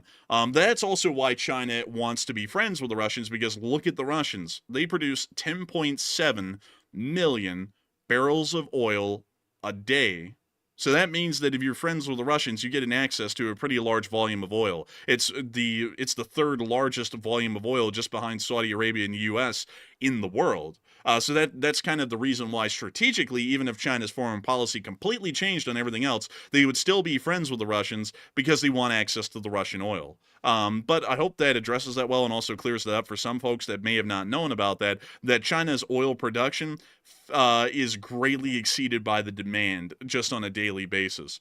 So with that, I hope that does address that well. I hope that also is enlightening to some about how that works. But with that, it is time for us to get on into the Middle East and the rest of the news from around the world. And boy, howdy, folks, that original discussion that we had, damn, that thing took up a lot of time, Matthew. It's like 10:30 local time, and we still have like the rest of the news to go over. So with that, we are going to be moving on. Honestly, that's my wheelhouse right there. Like, I rarely ever get to talk about like political things like that because we usually don't cover it. And luckily on China, we don't get into the domestic U.S. politics everybody wants to go violent about. Nobody really cares about Chinese politics because there's only really one party that controls everything. So there's nothing to fight about. Because the Xi Jinping controls the whole thing pretty much. So good talk. Yeah, it was a great talk, honestly. It was really fun. But moving on from that, we were able to hear that the Israelis have issued a new evacuation order for parts of Han Yunis, as they're going to be moving into the area here very soon. Meanwhile, we were able to hear that the Houthis did launch more ballistic missiles. As per Chudjak here, he did state that they fired more missiles at Israel. We were able to hear of some air alerts. And we also were able to hear that Benjamin Netanyahu, the Prime Minister of Israel, is currently boarding, I believe it's the Wings of Zion, the Wing of Zion, en route to the United States.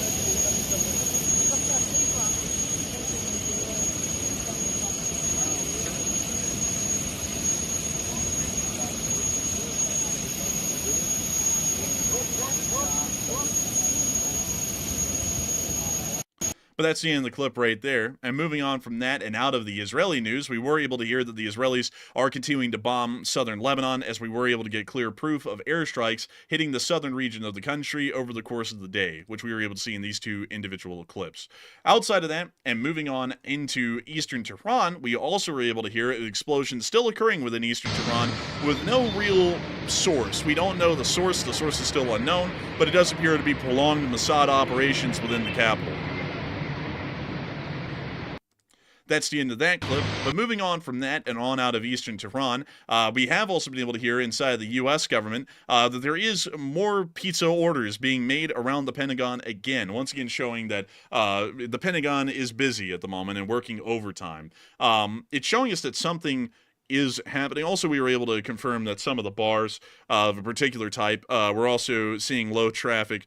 And if you know anything about what goes on around the Pentagon, if the pizza shops are getting an increased amount of orders and a certain type of bar is getting a decreased amount of customers inside of the bar, things are going on at the Pentagon. They're working hard. So it does appear that there is something going on at the moment that the Department of Defense is taking particular notice of, but we do not know what at the moment. It might be the Russians, might be the Chinese, might be the Middle East. We're not entirely sure as of yet. We were able to hear that the president had another positive call with Zelensky today, and once again expressed disappointment with the Russians. But for now, we haven't been able to hear any further developments on that.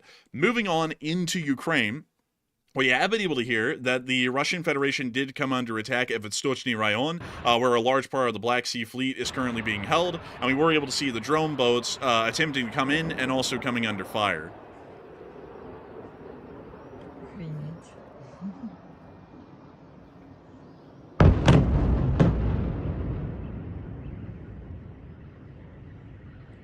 Охренеть.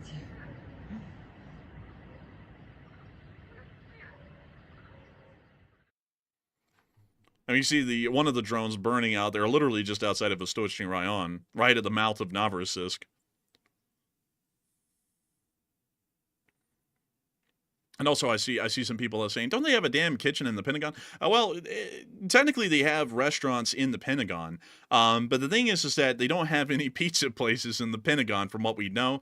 Or there's such a large backlog, if they do have a pizza place in the Pentagon, that they order from outside the Pentagon. But gauging the pizza stores and the volume of orders that they're getting from around the Pentagon is quite literally the easiest way to show that the Pentagon is working overtime, or all of the DoD employees in the Pentagon are working overtime. That's the easiest and clearest way to show it. So it is showing that they are working hard and focusing with eagle eyes on something out there. It's just that we don't know what and where yet. But it's something out there in the world, either in Eastern Europe, Middle East, or East Asia.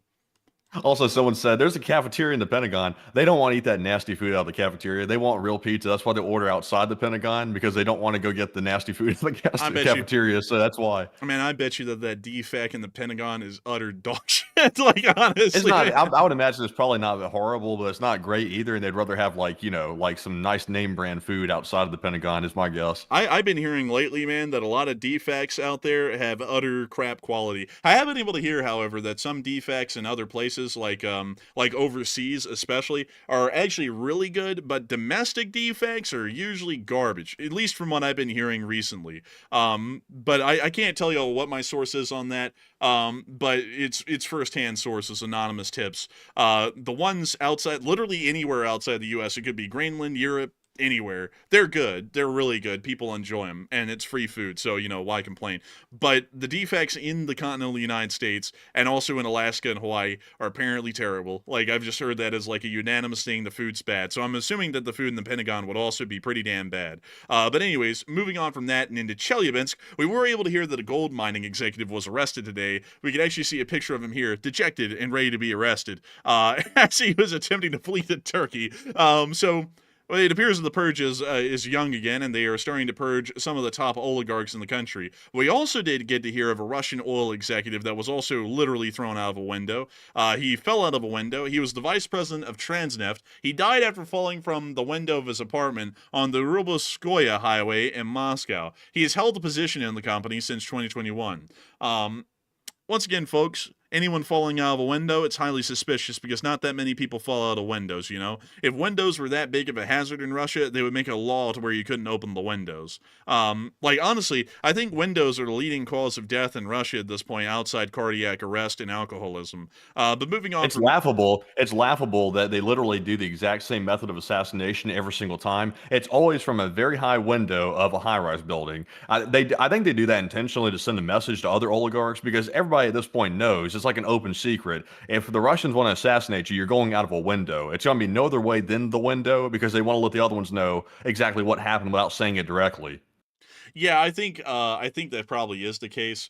But it's just nuts, man. The same excuse every time. He fell out of a window. It's like they can't all fall out of windows. That's just insane. Couldn't they come up with something new? Like they got poisoned, or They want there to be any confusion.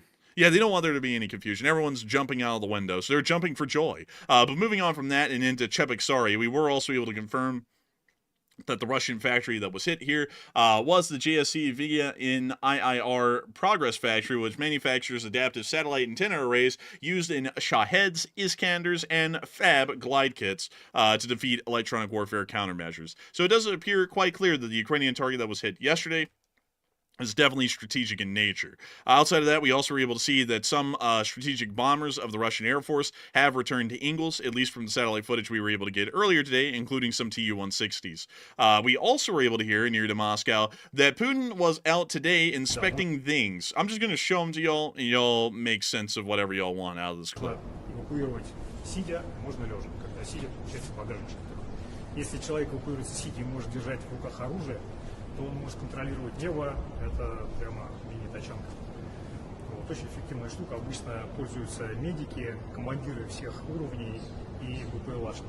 У нас даже один комполкант катается вот на таком мотоцикле. Когда надо, пристегнул прицеп, отвез БК в воду, соответственно, так катаешься сам.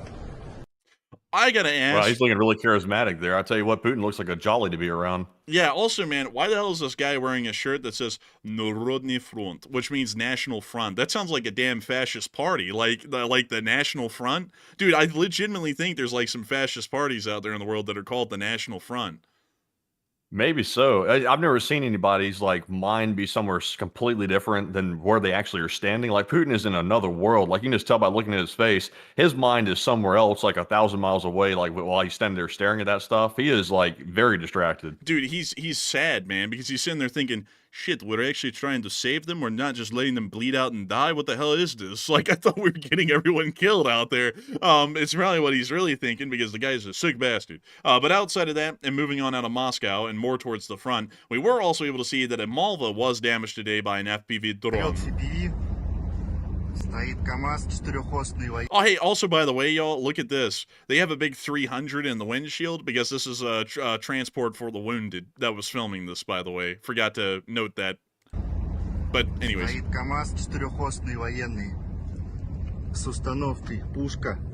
And there's the Malva. And it was cooked. Oh! Oh my god, the wheel is gone. It got oh man, it got done wrong. Oh Lord! But anyway.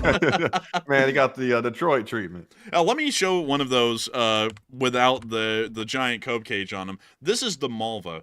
They are brand new. Like, I'm not even kidding. This is the Russian response to the wheeled SPG craze that's hitting the world right now because everyone realized that this is the most effective shoot and scooting platform out there in the artillery. And so they just started to produce these at the beginning of the war in Ukraine. They're insanely rare. So knocking one of these things out, it's truly knocking out a rare vehicle of the Russian army. So with that, we are going to be moving on from that little clip and on down towards the area of the township of Dronovka, which we were able to confirm that a Russian position was hit with hammers. Call in the Alabama hammer, the way that thing be slamming. Look at it. Oh! Man, look at that.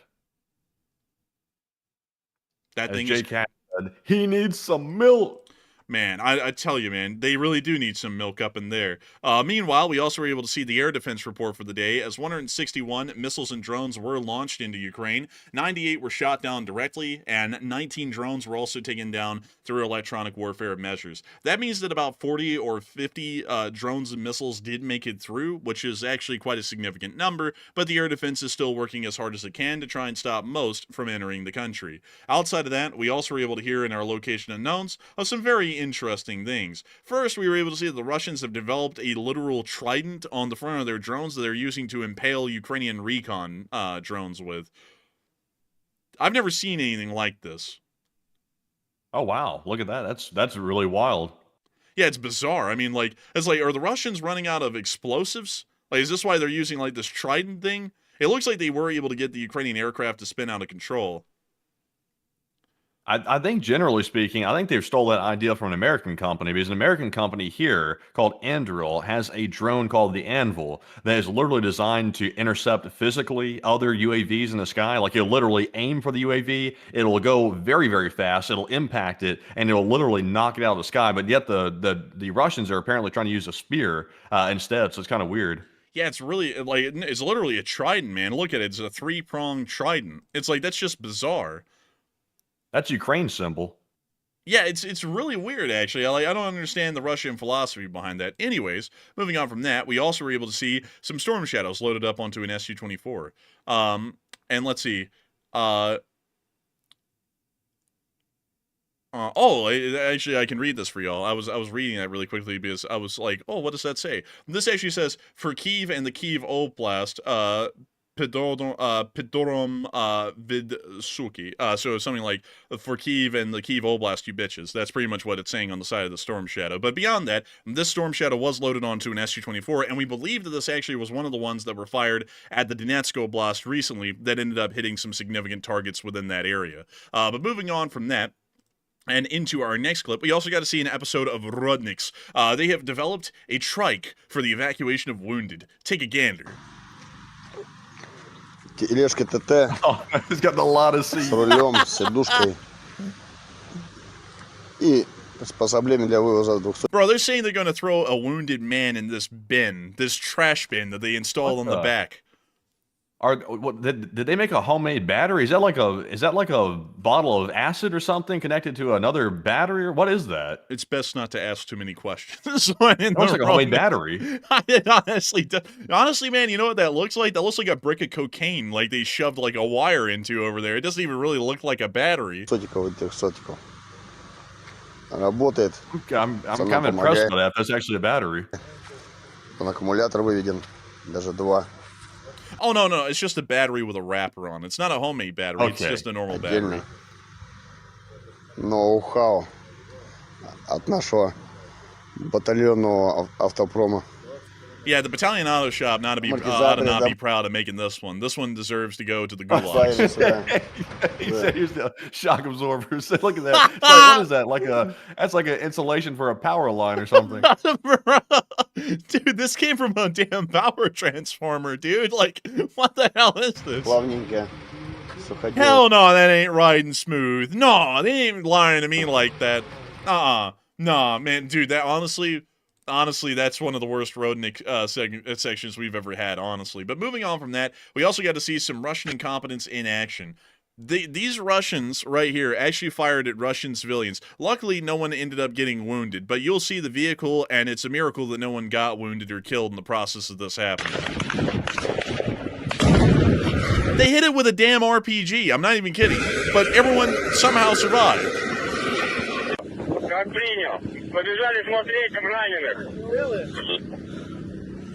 So you see everyone's gotten out of the car, and they're all like, what the hell? You just hit us in our car. We're civilians.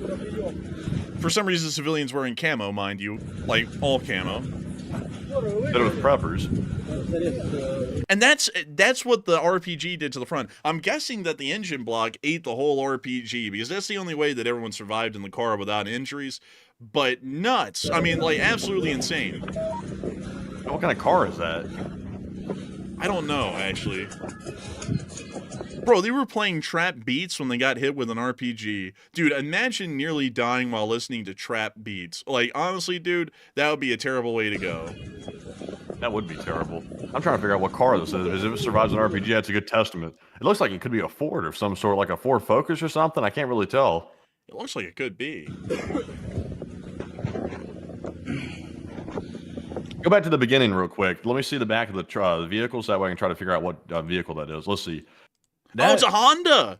It's a Honda CR-V. What the hell? Like, the Hondas are built tough. Like, Ford thought they built them tough, but Honda, they really got it going. It survived an RPG hit to the front. That's crazy. Dude, you go over to Japan and you're like, so how did you do it? And they're like, well, we tested our Hondas by firing 500 RPGs at 500 CRVs, and all of them did survive. They are actually ballistic proof. It's like, dude, you could use these technically as an MRAP almost, like with that kind of armor protection. I mean, it's like, look at this, dude. It got an RPG to the face, and it actually ended up rolling slowly to a stop, and everyone got out without even being wounded. It's actually insane. Look at this. They're lighting it up, and they hit it. Like, they hit it right there with an RPG. You can hear the thing screeching to a stop. All our military had to do the entire time, instead of like coming up with these brand new, like the JLTVs or whatever they call them, the new versions of the like mobile MRAPs, all they had to do is buy Honda CRVs the whole time. Yeah, it's crazy, man. Like, honestly, government overspending at its finest. Why have an MRAP when you could just have a damn CRV? Really, I mean, it's cheaper, it's better, it's more. Of course, I'm kidding. They're lucky that they survived that. But moving on from that and into our next clip, we also got to see, Matthew, Russia's finest in training. This is dirt bike assault training. Oh, look at that. That actually kind of looks kind of fun, actually. Oh, yeah, look at this. This is the Russians? Yeah, this is the Russians. Those are some janky-looking dirt bikes. I don't know what the hell those are, but kind of janky. Let's set down the ammo crate, Bliat, very carefully and pull out the jugs of water. We're going to need to stay hydrated. You know those are vodka. They're not water. But we can see them now carrying a smoke grenade to blind all of the drivers behind them. While they had to negotiate that tiny little plank over this trench. You're blinded by the smoke. You're also breathing in the smoke. It's getting in your eyes. It's burning. But by the way, also cross this plank. The great idea. Dude, that gives the impression that they already hit the dirt bike, honestly, bro. The guy's riding around like Hell Rider out here. That's so stupid. It's like the guys are on fire or something. It's like Evil Knievel on the battlefield. Dude, it's foreshadowing for what's to come. Oh, dude, look at him. Honestly, like, it looks fun. Riding dirt bikes is fun. But using this as an actual assault tactic on the battlefield is suicidal. We've seen that as proof many times in the past. Oh, yes, get yourself drenched in cold mud on the battlefield. Great idea, Blade. Great idea. Hop off the dirt bike and use it for protection in open field, like an FPV wouldn't have already got you by this point. Lob a grenade, a smoke grenade, and then get up and pretend to leave. Yay, yippee! Man, they're having so much fun. Also, I don't know if this is true for these dirt bikes they're using, but you're not supposed to lean a bike over on its side like that. You're not supposed to, but I don't know if a dirt bike's different. I've never ridden one. Dude, Blood's got the PKP on the back of the ATV. Oh, man. Now, we've seen these in battle. Like, they don't drive them like this in battle. They drive them like fools. Like, they're, like, swerving everywhere. They're flipping them. Oh. It never goes right. No, bro, you're about to see them drive them like a fool. They drove them like a fool in this training in a second. You'll see. And here they go on the dirt bike. So we're good, they got the here, yippee! And then they all get hit by the FPVs. And then this Blood's firing the machine gun while he's driving, hardly in control. He's like spastic with a machine gun too. He's just like everywhere with it. Bro, he said controlled bursts, literally 360 degrees at every elevation. Like, there was no... Look at this. He's about to go crazy. Look at him. He's just got crazy with that gun right there. He's not even aiming at anything. This guy's shooting the hatmen that keep haunting him at night when he's trying to sleep. He's shooting everywhere. Look. Oh my god. Bro, he's aiming. He goes from aiming at the ground to aiming up at the sky like he's doing anti-aircraft fire, then back to the ground again like he's taking care of someone on the ground. Then he goes sideways to scare the cameraman. He's all over the place. Dude, honestly, man, I wouldn't trust him to hit a damn thing. Like, honestly. But we also got our Russian casualty report for the day, and we were able to confirm that the losses were pretty decent. Ms. Disa, keeper of the record, stated that 216 drones is the 13th highest loss of the war. Troop losses are in the 1,000 to 1,100 range for the past week, and the artillery average is about 40, so may hit 40,000 tomorrow. But with that, it is time for us to get on into the casualty report itself, as 1,180 Russian soldiers were wounded and killed in the past 24 hours, along with 3 APCs, 104 supply trucks, 2 main battle tanks, 39 artillery pieces, 216 drones, 2 MLRSs, 1 aircraft, and 1 anti-aircraft warfare system. I also forgot to add in, by the way, that technically there was a Tu-22 M3 that was destroyed, but I wasn't able to ever get picture or video evidence for it.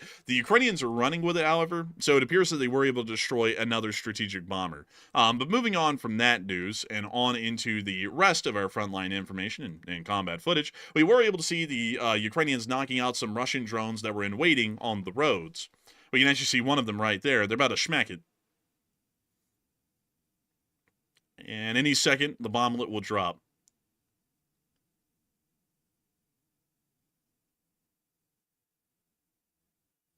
I gotta say, honestly, Matthew, I'm still riding off the high of the debate that we had earlier. That was probably one of the most fun debates that I've had on air for a couple of weeks. Man, that was a good debate. I love a good debate. I love a good argument. Oh, man, I'll be honest with you. I saw a lot of people saying in the chat, man, this is what presidential debates should be like. Shouldn't it? It was very substantive and very informative and very knowledgeable on all ends. I thought it was one of the greatest conversations that we've had, on air for probably a couple of months, honestly. It was really damn good. But moving on from that and all the way past the Severonsky Forest, Seversk, as well as Chasiv Yar, we were able to see down in Tourette's that AI drones are being used for the first time, and you can actually see what the AI is seeing when it's attacking the Russian targets. We can see an artillery piece down there. That's a garmata in Ukrainian. You know, the reason why presidential debates can't go like that is because everybody has to get one up on the other one. And that's like such a fallacy. It's like people will decide whose side they like better without the name calling bullcrap. It's like, but the catch is though they're appealing to like, kind of, I hate to say this because I'm going to offend some people, but they're kind of appealing to dumb people a little bit when they do that. Because dumb people, they don't care about the logic behind the argument. They just want to hear a zinger. That's all they want. And zingers win votes, so that's why they do it. Man, it's kind of like the reality TV-ified people who have to see a zinger and have to see some high drama that's really being appealed to there. It's not any kind of a substantive or knowledgeable sort of a deal. Yeah, zingers are cheap, but to actually win the argument, that takes some effort, and the politicians probably don't even have the brain power to do that anymore either. They don't have half the brains they're born with most of the time. It's unfortunate, really.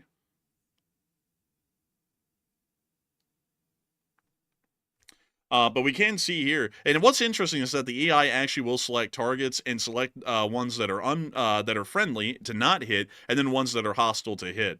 So that's actually incredibly interesting. You actually see that it identifies them in red if they are targets, and green if they are not. One thing I will note, though, is that the drones do fly quite erratically, and this one did fly directly into a net. You can actually see it right there at the end. But still, it appears that AI-pathed drones are starting to become a reality inside of Ukraine to free up more drones that drone pilots do not have to personally operate and allow for a greater deal of volume of fire at any given moment. But we also got to see the 4th Rubish operating on a supply road near to Konstantinivka. And we're going to have to mute that because they have Chad Funk music playing. But we can see that they went off-road for a second. The fella's got the shoddy. That's a long barrel on that shoddy. Yeah, that thing's pretty lengthy. The spread on that's not going to be too grand.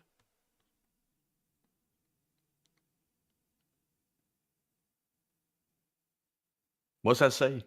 Let's see. I saw Suka. Let's see here. So it's actually subtitles. Tiho gde suka. Let's see. So he was saying something like they're the damn drones up there. It's something along that line. And you see him popping them, and he's actually popping caps on these drones. It looked like he had good aim, but I don't think the range was good enough to get it. Well, you see them all hopping out of the vehicle to get the hell out of there because that's going to be the main target. Damn, they are running. Damn, they were fast, man. They are hauling. Well, I guess, if you had a killer drone coming after you, it'd be pretty quick. Oh, but those guys were yikes. Those guys were cruising. I mean, quick. But anyways, with that, we are going to be moving on to our next clip down near Bakhtir, where we also were able to see more Ukrainian strikes onto the Russians. This was being conducted by the 37th Marines.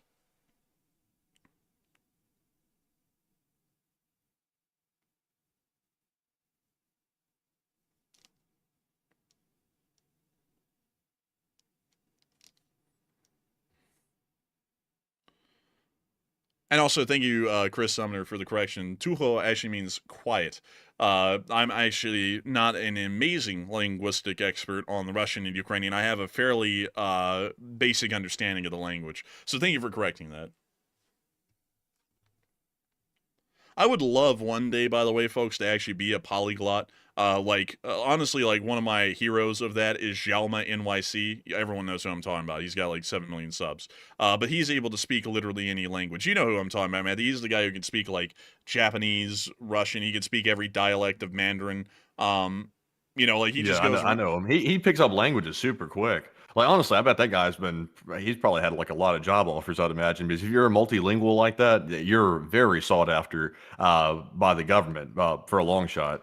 Yeah, and it's absolutely impressive because he's able to shock locals.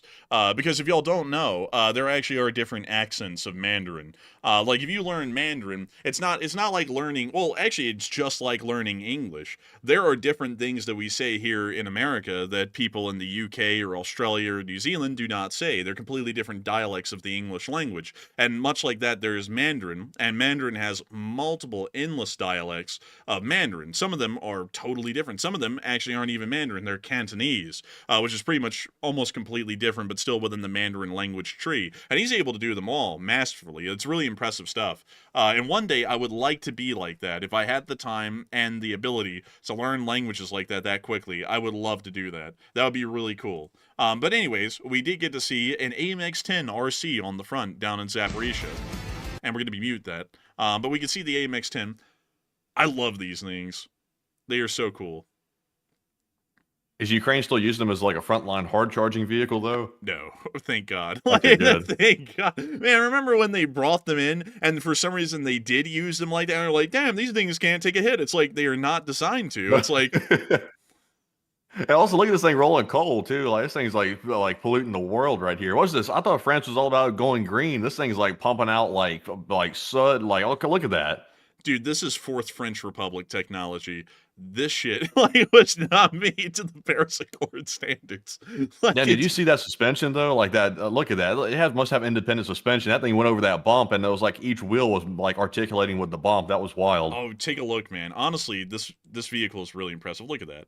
Look at this. Like it's about to look at that. That is impressive. That's a good suspension. Yeah, like the vehicle hardly even moved, man, when it went over the bump. Like it was so smooth. Honestly, man, I bet you this thing is a dream to ride in. Like the suspension is incredible. The French are actually known for their suspension. Did you know that, Matthew? What was that? Did you set me up for a joke? No, no, no. It's a legitimate fact. The French and their automotive and vehicular industries are world renowned for their suspension systems. Oh, the French. They're known for their suspension excellence. Ah, the French. They've always been known for their excellence. There is a American automaker inspired by that same French excellence. And that is, I don't even know. I honestly wouldn't know. But Peugeot and Citroën are actually known, Matthew, for making amazing suspension systems. You know, I believe it was actually the Grand Tour or Top Gear talked about it a little bit. But they had to design suspension systems to deal with rough French roads because after World War II, the French government didn't have enough money to fix or repave most roads, so they remained incredibly rough and unfinished. So for that reason, if you wanted a car to survive a lot of the French roadways, you had to make the suspension to be incredibly durable. So the French made these absolutely amazing. I mean, they're mechanically sophisticated suspension systems, but they were mass produced on an economy of scale, kind of like the ballpoint pen. So they became incredibly cheap and really affordable for everyone in France. And you can ride over anything, and the car will ride smooth. Like it's amazing stuff. And they moved that suspension technology over to the Leclerc, over to the AMX 10RC, over to the AMX 10P, over to everything. So it's an amazing kind of a suspension system, but you really only find it in French-made vehicles. Interesting. I don't want to get too deep here, but I'll tell you this real quick. The most interesting suspension in the world is actually one that never went into mass production. It was a suspension that the sound company Bose actually made. Bose made a suspension which had it was electromagnetic suspension. I think Mercedes might have used a version of it, like in their cars or something. It's like electromagnetic suspension or air suspension or something like that. But the vehicle, and they put it into like an old Lexus, like one of these big like estate Lexuses, and they would send this thing over bumps, and it would literally articulate each wheel, and it would like sense what was coming in front of it, so it would change each wheel's height and keep the car completely level. It was pretty cool, but it was way too costly, and they couldn't mass produce it. Yeah, a lot of people have started to find, I think electromagnetic transport of any kind or suspension is ahead of us because the maglevs Too expensive. Yeah, the maglevs are really expensive to maintain, and also they have a lot of limitations, an insane amount of limitations. So you know, it's cool, like in theory, but way ahead of our technological abilities at the time. Like when metallurgical technology and a whole bunch of industrial manufacturing makes massive leaps forward in the next few decades, it probably will be possible then. But for now, this is still a concept too ahead of its time, at least for now. Still really cool though. I gotta say, electromagnetic transportation of any kind or anything that's electromagnetic is absolutely impressive with what it can do because it's generally frictionless, and also it's just an interesting sort of a system to see. But anyways, It's not dependent on the road. It's dependent on the programming of the vehicle, essentially. yeah, it's so cool, really. But anyways, with that, we are moving on into Odessa. We were able to see some sort of a distinct trail signature in the atmosphere over Odessa. Nobody knows what it was, but it was interesting, and it did come in the middle of a Russian attack. It's just that we don't know of anything that Russia would have fired that would have been exoatmospheric like that to leave a trail of that type, so it's a bit of a mystery now as to what that is. But moving on from that and on up into Kyiv, it is time for us to get to the speech from President Volodymyr Zelensky here on day 1229 of the war. And so, without further ado, here is the speech. Peach! Speech! Здоров'я, шановні українці, українки. Щойно підписав новий санкційний пакет. Це особливі санкції, які б'ють по багатьох російських фінансових схемах, зокрема криптовалютних. Санкції за поданням Національного банку України. Це і синхронізація з нашими партнерами, і наша ініціатива. Тільки через одну компанію, яка тепер вже у санкційному списку, І тільки від початку цього року, тобто до санкцій, росіяни провели кілька мільярдів доларів, і в основному це саме для потреб їхньої військової промисловості. Звісно, всі схеми ми будемо зупиняти. Зараз, коли звичні фінансові шляхи для Росії багато де заблоковані, вони переходять у тому числі на криптовалютні розрахунки. Загалом в пакеті сьогодні санкції проти 60 юридичних осіб, і по кожній будемо працювати з нашими партнерами, щоб об'єднати санкції. Наші та європейські, наші та інших значимих юрисдикцій світу. Також в пакеті 73 фізичні особи, всі громадяни Росії. По них санкції також будемо синхронізовувати. Це робота непроста. Санкційні правила різняться у світі, але мета у нас у всіх спільна – примушувати Росію до припинення війни та максимально обмежувати її потенціал. Санкції вже позбавляють Росію майбутнього і мають значно ускладнити повсякденність російської системи. Наступного тижня ми готуємо і нові рішення, наші, українські, по синхронізації санкцій Європейського Союзу. Всі європейські пакети проти Росії мають бути впроваджені в українській юрисдикції. Так само, як і наші українські санкції в Євросоюзі. Ще важливо, сьогоднішні доповіді, передусім головком Сирський, по фронту Покровський напрямок, найбільше штурмів за добу, також інші Донецькі напрямки, Сумщина, Харківщина, захист від російських далекобійних ударів і наша далекобійна робота. Я вдячний кожному нашому українському воїну за влучність і за уміння досягти навіть дуже віддалених районів в Росії. Спільна робота Збройних сил України, Служби безпеки України, наших розвідок – все, що додає Україні далекобійних можливостей, допомагає нам наближати завершення цієї війни. А за цей тиждень я хочу відзначити особливо бригади, які показали найбільше результатів на фронті. Покровський напрямок – це насамперед 38-ма бригада морської піхоти та 14-та бригада оперативного призначення Нацгвардії. Дякую вам. Куп'янський напрямок. 3-я штурмова. Молодці воїни. Харківщина. Південно-Слобожанський напрямок. Відзначились воїни 92-ї штурмової бригади. Сумщина. Дякую всім воїнам 225-го штурмового полку та 95-ї десантно-штурмової бригади. Новопавлівський напрямок. 37-ма бригада морської піхоти та десантники 79-ки. Дякую вам. І ще окрема вдячність за результати 1-му та 425-му штурмовим полкам. Дякую всім, хто захищає нашу державу і працює на те, щоб захист України був можливим.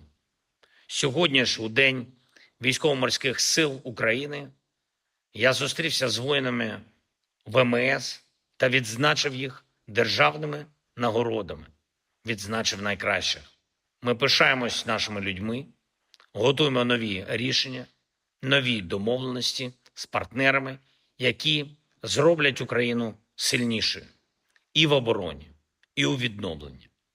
Наступний тиждень буде багато в чому присвячений саме відновленню України, новим угодам з партнерами, а також багато в чому відновленню справедливості. Слава Україні!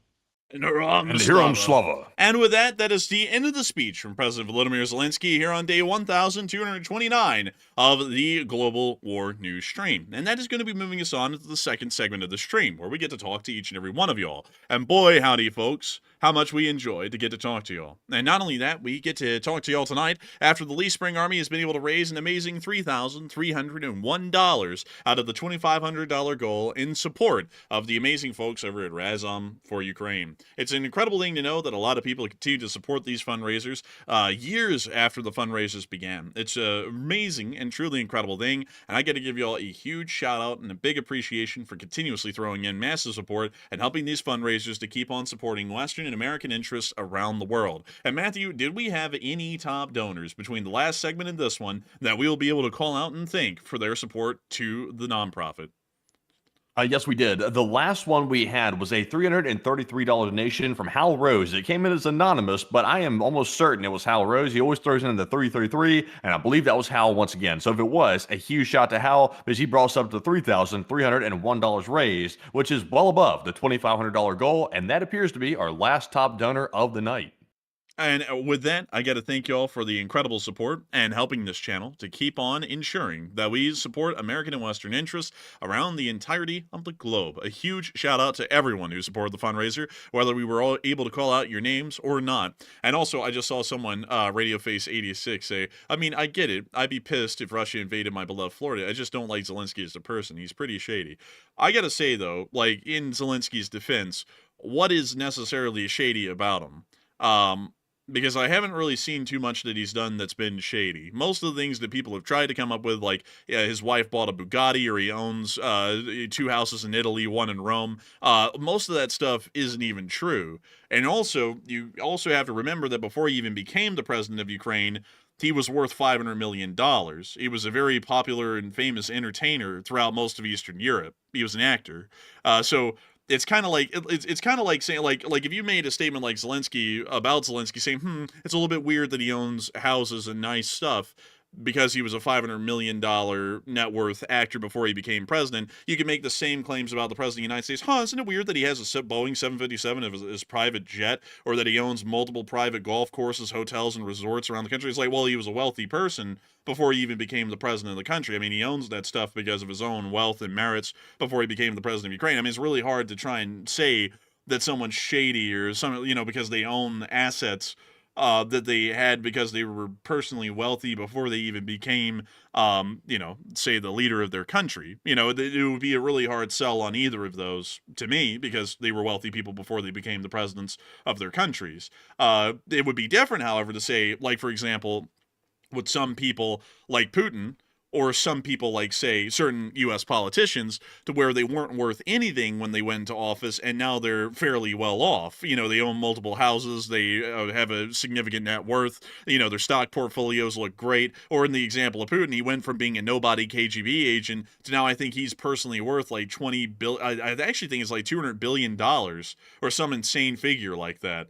Or at least that's what people have somewhat assessed the guy at. And, also another thing that I have to say, to Zelensky's credit, what other leader of any country in the world right now pretty much does fireside chats where they make a video statement like that to their citizenry daily?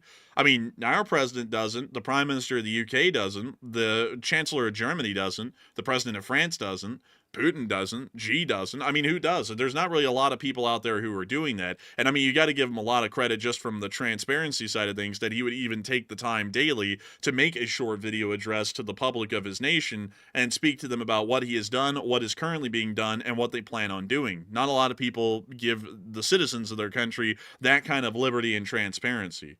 So, I mean, well, actually, Zelensky's net worth actually was not $500 million. Prior to the war, Zelensky's net worth was estimated around $20 to $30 million, stemming mainly from a successful entertainment career and holdings in Kvartal 95, which is apparently, I believe, his production company. And also, they've done studies. I think Forbes might have done one, or they at least did some research into it. His net worth has not grown more than $30 million, which was what it was before the war started. So there's been no evidence whatsoever that he's gotten rich off the war, and there's been no evidence he's been buying assets or anything like that. And there are people that literally spend their lives like monitoring people like Zelensky to see if he's actually gaining from public office. And even the watchdogs haven't said anything about him gaining money. So I mean, Ukraine has a reputation for corruption. I'm not going to ignore that. Oh yeah, I think most people are aware of it. That Ukraine has a history of corruption. So people naturally assume, well, if the leader is in Ukraine and Ukraine's known for that, then he must be corrupt too. But that's not the case, though. Zelensky is like a radical candidate when he got elected, and that's why he was supposedly different, because he's going to root the corruption out. So Zelensky's obviously not perfect. Like, I'm not saying that. Then one day it might come out that there's been a scandal or two. It happens with politicians. They're all, a little bit like that to some degree. It's just the way politicians are. But there's no evidence that he's like wildly corrupt or something like that. It's just that's Russian propaganda. And I saw someone say, well, maybe that's true, but he's not a saint. It's actually the original person who said the first thing, that he's kind of shady. It's Radio Face 86. But in the defense of that, though, nobody's a saint. Like, nobody in any government position is a saint. Oh, let's see here. What could I come up with? Putin was a KGB agent. Yeah, I mean, you really can't say a lot about America, because people will get offended when you bring up bad things about the people who are in charge or were in charge. But no one in U.S. politics currently is a saint, and no one really has been. I mean, JFK, well, there have been a few. Like, generally, Eisenhower was a pretty stand-up guy. I actually will say that. And Teddy Roosevelt was also a really stand-up guy, too. And then there were a couple of others. But, I mean, no one's a saint. Like saying that, a leader has to be a saint, that's a little bit crazy. Well, not crazy, but it's a little bit ridiculous to me, because no one's a saint. Like, think of any leader in the world and think about them avoiding a scandal. I mean, honestly, here's some funny ones maybe that I could come up with that shouldn't really be too offensive to people, or get people riled up. But David Cameron and the pig, y'all might remember that in the UK. Like that was a whole thing. Like, that was a scandal. Or Shinzo Abe, and like, I'm trying to come up with statements that people would just be like, oh yeah, that was pretty funny. Shinzo Abe and South Korea and the purse. Yeah, the purse, Yoon Suk Yeol. Well, actually, that was like a real bastard move that he did, trying to overthrow the government. That actually was like devilish. But Shinzo Abe. Well, that went over the purse. The purse wasn't what caused that. Oh yeah, well, it was the other stuff that did, but the purse was also something. Yeah, but Shinzo Abe also did some ridiculous stuff while being the prime minister of Japan. I don't know if y'all know that, because a lot of it, Japanese politics is not spoken about in the outside world. Like, a lot of people look at Japan as a really peaceful place, but there's a decent amount of political strife that happens in Japan on a regular basis. And Shinzo Abe actually did support, or at least fund, some pretty radical kind of groups, specifically almost what's been described as cult groups in Japan, that were brought up, and there's, no one's devoid of some kind of scandal, or has a clean record, especially in politics. I mean, don't y'all remember the former Prime Minister of Canada? He was found to have had taken pictures in college where his face appeared to have been painted in a not so savory way. Like, people generally do stupid things. Like, everyone does stupid things. It's a little bit, I find it always silly that people judge folks, celebrities, and politicians through some kind of a lens, like they're supposed to be perfect people, like the people criticizing them are perfect either. I mean, everyone out there's been on some sort of a drunken, stupor at some point, and done something silly while they were drunk, or they've just made bad life decisions at one point or another. But that's really a really shallow way to judge people, based off of that entirely. I mean, if you have a terrible rap sheet, then there's certainly credence to judge someone on that. But if it's just one thing here or there that's just a little bit silly or goofy, I mean, that's not really anything to, just go and start grinding people into the ground over, like people do these days. Everyone's going to make a mistake. It's just how many of them are there. I mean, if there's a load of them, then there's a problem. If it's just like a couple of them, everyone does them. No reason to go and try and get these people and put them on a pike over it. It doesn't really make too much sense to me. And that's why I don't really I remember back a couple of years ago in the United States, there was no room for a mistake. Like 3 or 4 years ago, even sooner than that, like 2 or 3 years ago, if you made one minor mistake and the public found out about it, your life was ruined. Like, it was over. I think the country's gotten away from that, to almost to a fault. Like, now it's anything goes. It used to be nothing went. Now everything goes all of a sudden. So it went from one extreme to a different extreme, just like overnight. Yeah, like, and then there's others, like you could come up with a load of examples of people who've had too many faults and then they have to go. But we won't get into that. That's largely for y'all to fill in the blanks. But honestly, I would just say, with Zelensky, I feel like a lot of criticism on him is just kind of because it's the trending thing to do. Kind of like it's the trending thing to do to hate Nickelback like it once was. Matthew, the people who threw out the Nickelback jokes, like the Nickelback jokes were everywhere. And Nickelback music isn't bad. It's just for some reason someone made a joke about it and then it became the thing to hate on Nickelback. But it's That's meme culture. yeah, kind of, but it's kind of like that with this. It's like it was just a trending thing to like dog on Zelensky. But it's like well, here's my thing though. If it was a legitimate thing to dog on Zelensky, the current president for a time actually did dog on Zelensky. So why in the world is he now all chummy with Zelensky? If he's still a suspect guy to be dogged on, why is he friends with him now? Why is he chumming up to him? There wouldn't be a reason to if he was the real Slim Shady. You wouldn't team up with the guy. You wouldn't be chummy with him. And the current president's chummy with him. So it's like apparently the guy isn't that bad. So with that, I hope that does address that well, at least in my opinion. But to me, honestly, I find Zelensky, as far as national leaders, to be pretty decent. Like I think he's on up there in the good ones, as far as what I've seen. Because he could have been like the president of Afghanistan, if y'all don't remember that. Back in 2021, that guy packed up a couple of $100 million in suitcases and literally flew out of the country. He didn't even stay. He left. I don't even know where he is anymore. I think he fled here to the United States. But he's living off of the Afghan dollar here in America and left all of his countrymen pretty much to rot as the country collapsed. Now that's a crappy leader. Yeah, I would say so for sure. And so with that, let's get on into some questions in the meantime. And so what do we got, Matthew?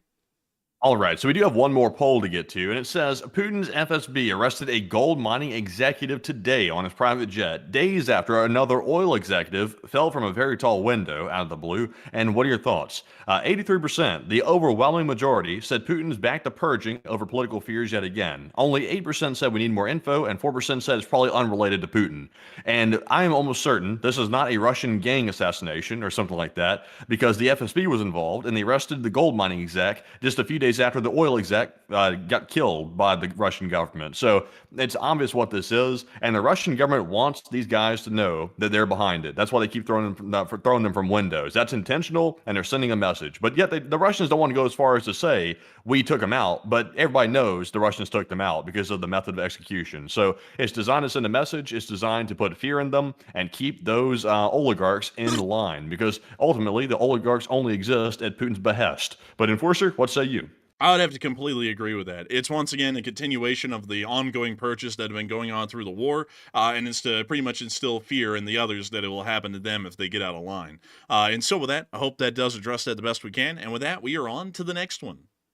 All right, so jumping into our live chat questions for the night, it's now time to jump right into our Morse code decoders of the stream. Tonight, we've got Paul Schultz, Kevin J, Mason Miami, Joni Dog, Norm Pridgett, Arabelle Garbo, and her royal fluffiness. They said the Morse code decipher for tonight is Russia's getting their asses beat like chopped cheese. And let's keep them an LLT LSA. That's the sound of money. Man, I can't believe you actually read that, man. I thought you were going to be like, I don't know if I'm going to read that one. Man, you read that straight up. You're like, the Russians again, they're actually be like chopped cheese. Yeah. No, I didn't see anything wrong with it. Man, honestly, man, I respect you for reading it. I found it pretty funny when I typed it up, and I was like, damn, I can't believe you just read that. But that was the Morse code message of the night. I got to congratulate the Lee Spring Army Signal Corps for getting that Morse code message correct. I cannot believe that Matthew actually read that. I thought he was going to refuse to read it. But they are getting their asses beat like chopped cheese, and hopefully we'll be able to see that we can keep them at it. But beyond that, a big thanks to y'all for deciphering the Morse code message. A really big thing. Love to see it. And we got it correct again on the 1229th day. And so with that, we are going to be moving on into the live chats at large. So what do we got, Matthew? All right, so jumping into our first live chat question here, this one goes to Andrew Honeycutt, who said, you've often mentioned that the real victory will be economically based, and the reliance upon animals is perhaps an indication of that in warfare, and is economics the real weapon? And I will always say that, Andrew Honeycutt. I've always said that for a very long time. But it's not able to be applied across the board for every war. Economics is not always the crux of the entire situation. But in relation to the Russia-Ukraine war, Ukraine's key to victory is bringing the Russian economy to the floor. That's Ukraine's key to winning the entire thing. Like we've said multiple times, winning on the front line, that's an almost impossible task because Russia has unlimited manpower and they're literally scraping these guys off the street and are throwing them right out there with barely any training. So how does Ukraine go up against that? They really can't. All they can do is hold their ground. But what they can do, though, is they can go behind the lines with these remote weapons like UAVs and drone boats and start striking into the Russian country and start taking down these economic machines, like, for example, the oil refineries and other economic levers like that. They can take those down and win the war that way over time. It's still going to take some time, but it'll be quicker than trying to win it on a frontline situation by a long shot. But Enforcer, what say you? You can actually win a war through the battlefield, or largely strategically. You can actually win one that way, but once it becomes clear that you can't do that quickly, it goes into a war of attrition, and then you have to attack the economic machines of the country that you're at war with to try and take them out. Like, for example, with Ukraine right now, the front lines have hardly changed in their general shape or general layout for the past 2 years. It's been very rare to see any kind of significant changes over the past 2 years. So it's become incredibly clear it's a stalemate on the front lines. So to end the conflict, you can't end it through a strategic victory on the battlefield. You have to end it by striking at the economic systems of Russia. So at this moment in this conflict, that's the way the war is won. In World War II, it was actually won through an actual strategic victory. We didn't defeat the Germans where the German economy collapsed. We defeat the Germans by actually pushing into Germany and defeating them once and for all. With other conflicts like the Chinese Civil War, that was a war that was truly won strategically, not economically. But there are also other wars that have been won economically. Like, for example, World War I. We pretty much just fought World War I until the Germans economically collapsed, and then their country collapsed as a result, and they really couldn't keep the war going from that point on. And a lot of people don't know that. Like, a lot of people are like, wait a minute, the German empire collapsed at the end of World War I? They did, actually. There was something called the Spartacus Uprising in Bavaria. There were a whole bunch of uprisings actually happening everywhere over the German Empire by the time that the Germans agreed to the armistice on November 11th of 1918.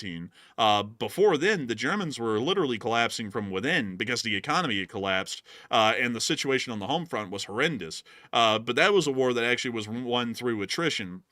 The U.S. Civil War was generally won through a mix of attrition and then also strategic battlefield actions, but primarily attrition, interestingly enough. While the major battles are always talked about, like the Battle of Vicksburg, the Battle of New Orleans, the Battle of Gettysburg, so on and so forth, the Battle of Antietam, Bull Run, all that, it really was more so the fact that the Union had conducted a blockade that stopped the Confederacy from selling its cotton abroad. That really was what killed the Confederacy from the outset, was their lack of logistics and their lack of the ability to finance the war. And that's what generally would end up killing the Confederacy and allowing the Union to win the conflict. But once you see a war has entered this kind of a phase, the only way you can win is striking at the economic machines of the enemy. So with that, I hope that does address that the best I can. Great question, by the way, Andrew Honeycutt. And with that, we are on to the next one. All right, and our next one here is going to go to Jay Bagwell, a friend of the channel. It's good to see you once again, Jay, and he has a very good question about the Azerbaijan situation. He said, my question is, with the Azerbaijan situation, what naval assets does Russia have in the Caspian Sea? They have a small flotilla. I believe it's actually called the Caspian Flotilla. So let me go, the Caspian Flotilla. Yeah, it actually is the Caspian Flotilla. And let me go and show you their naval. It's not a lot, really. It's a lot of smaller vessels. But they do have, I believe, some Vasily Baikov classes, which I believe are those right there. They have a couple of them. But the Caspian Flotilla isn't large because it's more so just for the protection of the Caspian Sea, which for most of history actually was bordered entirely by the Soviet Union, and the only natural predator that the Soviets could have had would have been Iran, but they controlled only the southern area of the Caspian Sea. So the flotilla has always been largely small, not incredibly large at all, but they have two Gepard-class frigates, and they actually don't have any Vasily Baikovs. They have Bayans, the Bayan and the Bayan M's, and let's see here.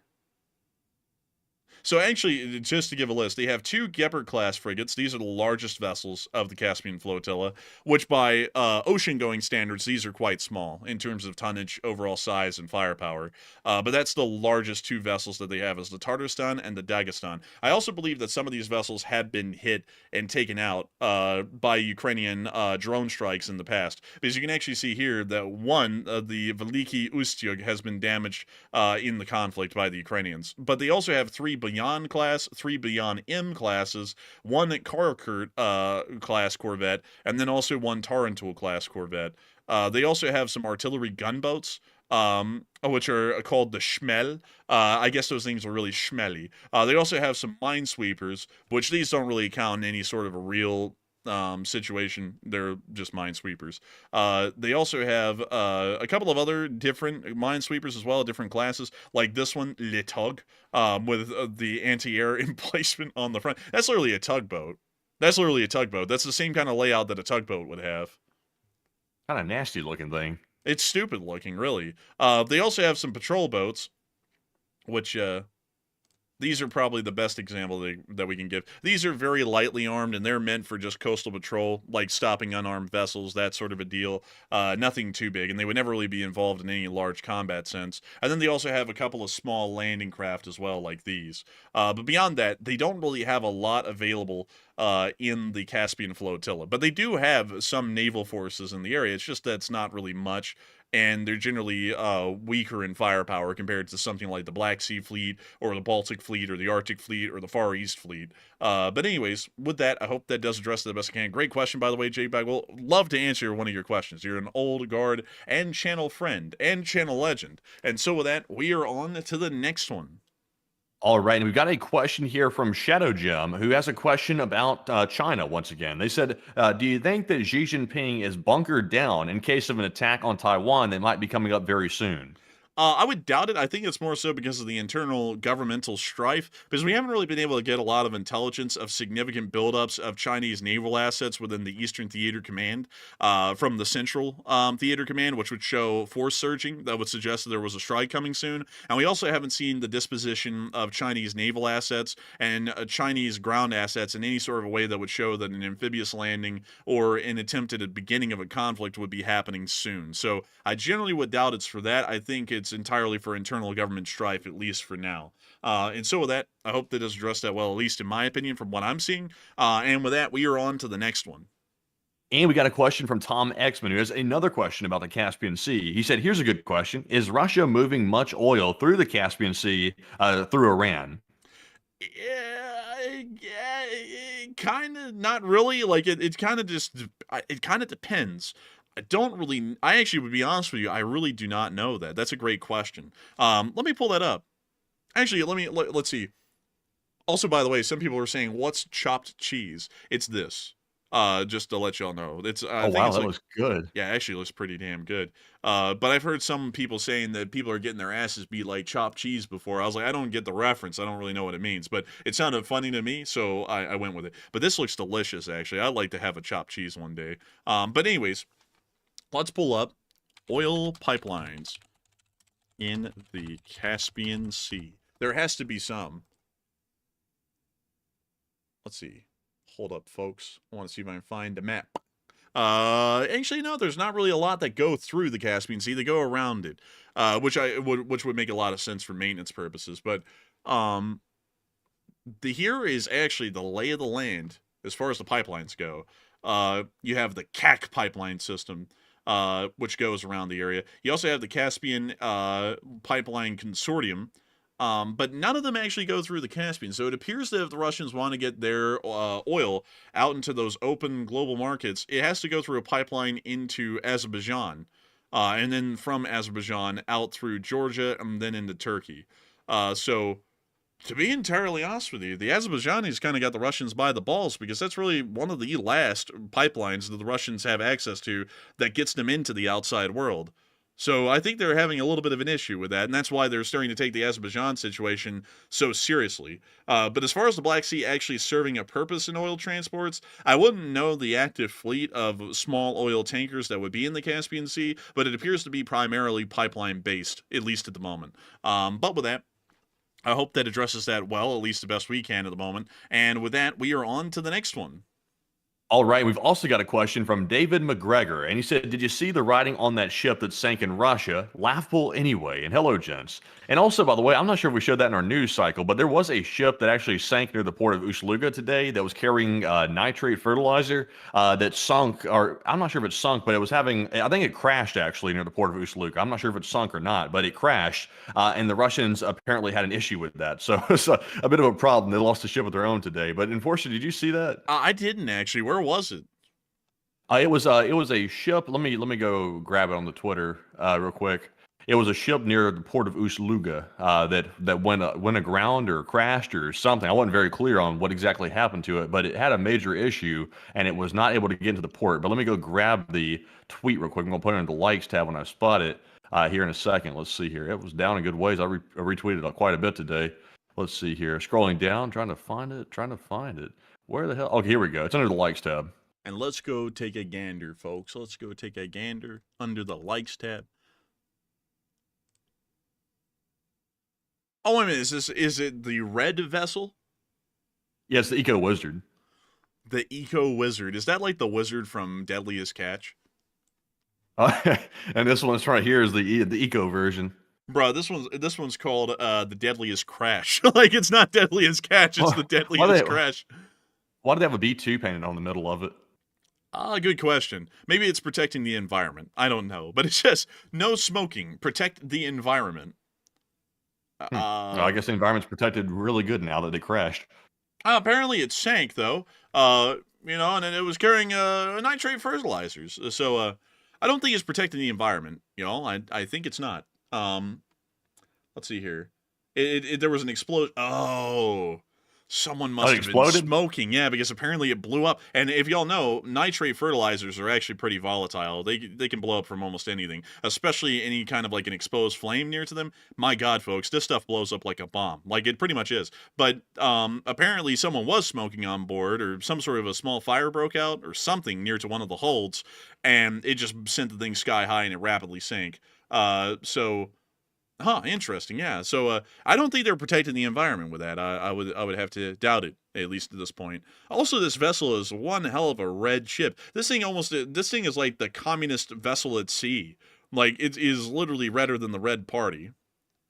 Yeah, like this is when this ship shows up at your port, the port gets a red scare. Dude, when this thing shows up, people be thinking that the communists have arrived, man. They thinking that it's the Bolshevik Revolution again. But anyways, with that, I hope we addressed that well. I actually did not cover this because I looked at the vessel and I went, I was like, it must be something else about the Fantasy Seas or whatever that was hit in the Red Sea today. I was like, we already got everything on that, and I didn't cover it. But anyways, with that, we are on to the next one. All right, and our next one here goes to AJSXR, who has another question about the Middle East. He said, what about simply having a major naval presence in the Red Sea by the West, and then you could take out all the pirate ships and also conduct a naval bombardment of Yemen?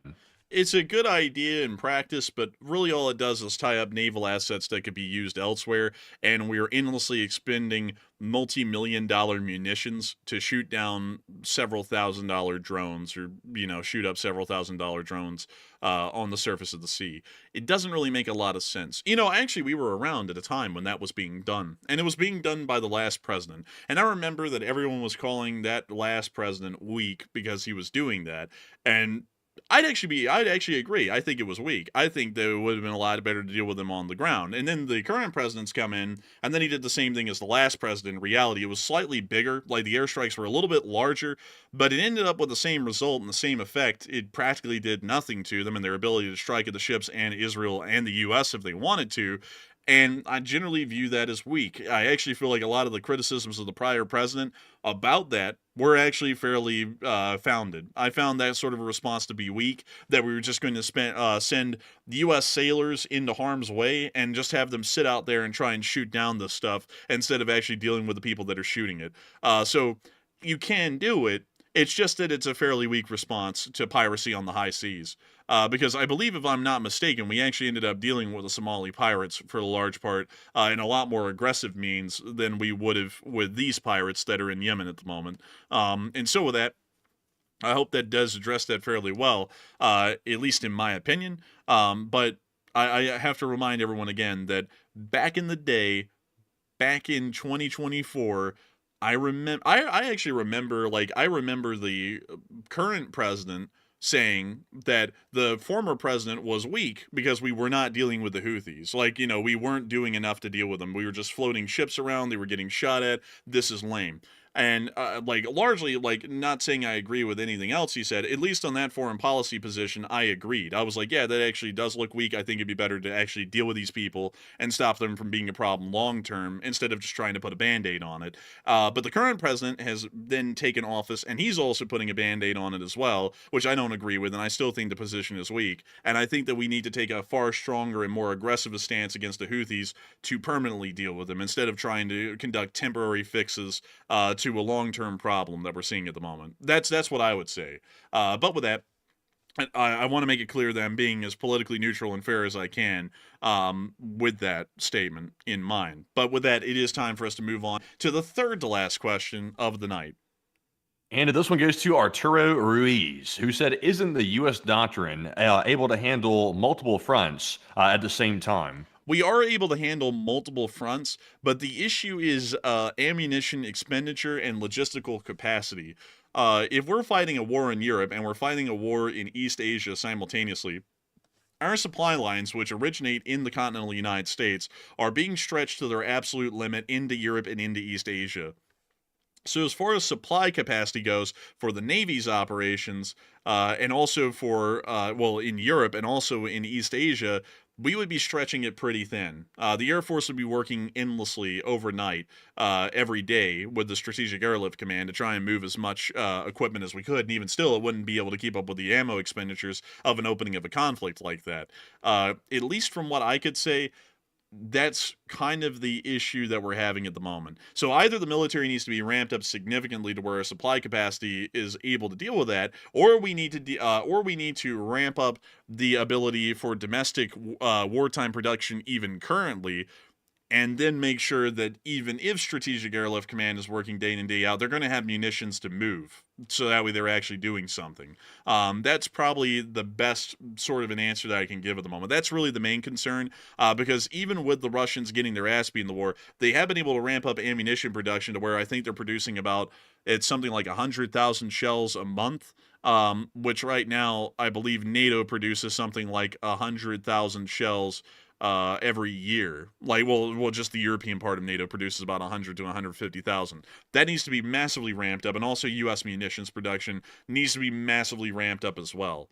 We can't let these people outdo us, especially at the opening of a conflict, because that's a very formative moment in a war, is the very opening and how that goes. The beginning of a war can largely dictate how the rest of it will go. And of course, there are some wars where victory was had out of the clutches of defeat, like the Second World War, but those are fairly rare scenarios. You generally have to actually make sure that the war is going well at its onset to make sure that it goes well through its completion. So with that, I hope that does address it the best I can, and we are on to the second to last question of the night. And this one goes to TS, who said, is there any evidence that the PLA leadership in China doesn't want to follow through and actually invade Taiwan? Well, actually, I would have to say that at least going off of the Maoist principles, the PLA actually is behind an invasion of Taiwan, or at least an eventual reunification of Taiwan through some means.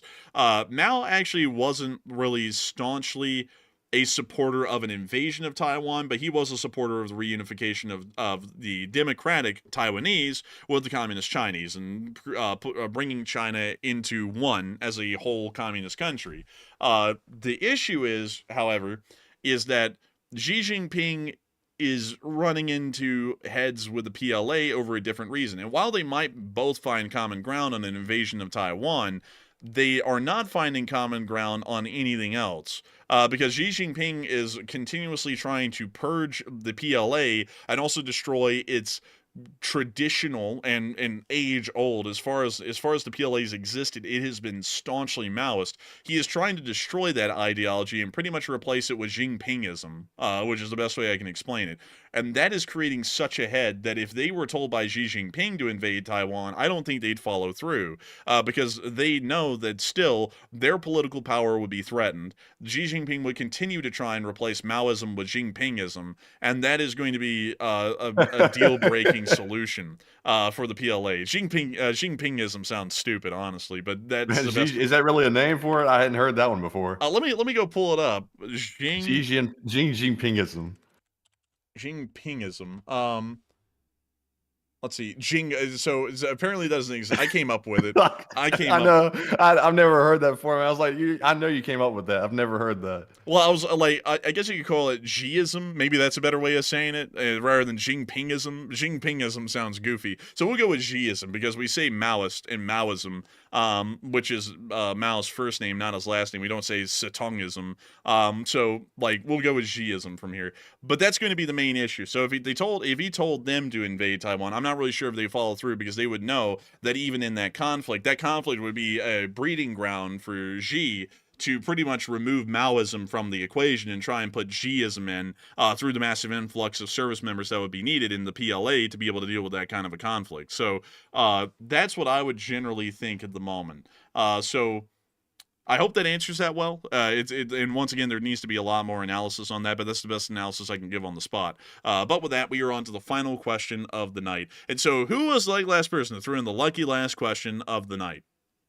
All right, and that viewer is going to be your Fubar, who said, "What do you think about what is going on right now in Kerrville, Texas?" And a lot of people have been asking this, so I got his question to round out the stream tonight. Honestly, it's awful. I believe Kerrville is right outside of Austin, if I'm not mistaken. Am I right about that? I think you are, actually, yeah. Okay, yeah, the flooding, that's horrible, by the way. Like, if you live in Texas and you're dealing with that, like, really, my condolences to you for that, because it is terrible, like, what's happening out there. These clouds, these, like, rain clouds causing this flash flooding are, like, hanging over the area like they're on strings. Like, the clouds are literally being, strung up or, like, stringed or stringed up from the sky. It's really weird how that's happening. And the clouds are, like, just sitting there for ages. Like, I don't know why they're barely moving. Like, I've never seen anything like that, but I'm not a meteorologist, but it's really crazy to see. It's awful, really. But Enforcer, what say you? Honestly, it's so bad. It almost looks like one of the 7 plagues of Egypt down there, or at least how they described it. It's rough sounding, really bad. I feel sorry for the folks down there, and the death count keeps rising tremendously. I don't think I've heard of a death count this badly in most modern U.S. natural disasters. What's the death count up to at this point, Matthew? It's in the 80s, right? I think one reporter said it was the 80s. I think one said it was like in the 70s or something. And somewhere it's bad. Like, it's pretty high, but it's bad all the way around. It's horrendous. It's an absolute tragedy. But luckily, we have been able to hear that the state and federal authorities are responding quickly. So hopefully, the loss of life can be mitigated as much as possible. But so far, this has turned out to just be an unfortunate calamity. It's just a horrendous sort of thing to see. You know, it's always sad whenever we see anything that affects citizens of the country in any bad way. You know, like, for example, the LA fires were horrendous. And a decent amount of people ended up, I think, getting killed in those.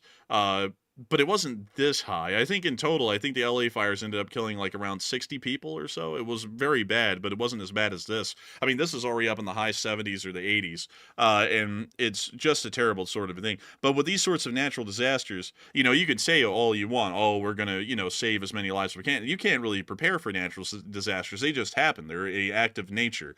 But as far as this one goes, it's a very unfortunate calamity, and I really feel sorry for the folks in this area, and also what the families are having to go through, because you know it's got to be unfortunate to hear that, you know, some folks out there that you knew of, your family members out in this area, ended up dying from drowning. I mean, a lot of people, and myself included, think that drowning is one of the worst ways to go, and it's just terrible to think that so many people have died from drowning, because the flash flooding was that rapid and that quick that no one could even escape the flood waters. They just ended up getting swept away in them and couldn't escape, went under, and never came back up. But with that, I hope that it addresses that well as far as this unfortunate tragedy goes. And it's so like we can say that we wish that many more lives could have been saved, but the truth is that no one could have done anything about this. I mean, this is just something that is so freakish of nature, a flash flood this badly and this rapidly, that there was really nothing a lot of people could have done to try and save more lives than we're hearing about being saved right now. This was going to be an unfortunate tragedy anyway that the hair was split. But still, with that, I hope that does address that well. And with that, we have reached the end of tonight's stream. And, of course, folks, I got to thank you all so much once again for watching. Ended on a bit of an unfortunate note about what's happening down near Killeen in Texas. But I do thank you all so much once again for watching. I hope, actually, Quasi said it's 82 and counting, which is absolutely unfortunate to hear. But nevertheless, I do thank you all once again for watching. We have had 125,000 viewers here over the course of the stream and a peak viewership of 15.7 thousand people. We're entirely honored and greatly appreciative to have known that we've had this many of y'all here tonight. And if y'all have enjoyed, please make sure to subscribe, like, and comment, because we run this stream every single day, on a 24-hour news cycle, and we also make short war videos if you do not have the time to be able to watch a full-length stream. But a big thanks to all of y'all once again for watching, and we will see you all on Tuesday at 10 p.m. Eastern Time to cover the next 48 hours of news from around the world. And so with that, good night, good luck, take care, stay safe, Slava Ukraini, and long live the Lee Spring Army. The Lee Spring Army will never die, and long live the Republic. And with that, folks, thank you all once again for helping us to smash the fundraiser goal tonight and get well above it to $3,308 raised, which is well above the $2,500 goal. And we will see you all on Tuesday night stream at 10 p.m. Eastern, so be sure to join us for that. And also be sure to join the Enforcer tomorrow if there is a short war video to make midday, if there is enough news to cover. But with that, thank you all for joining us once again. And of course, Slava Ukraine, Hero Slava, get some rest, and good night.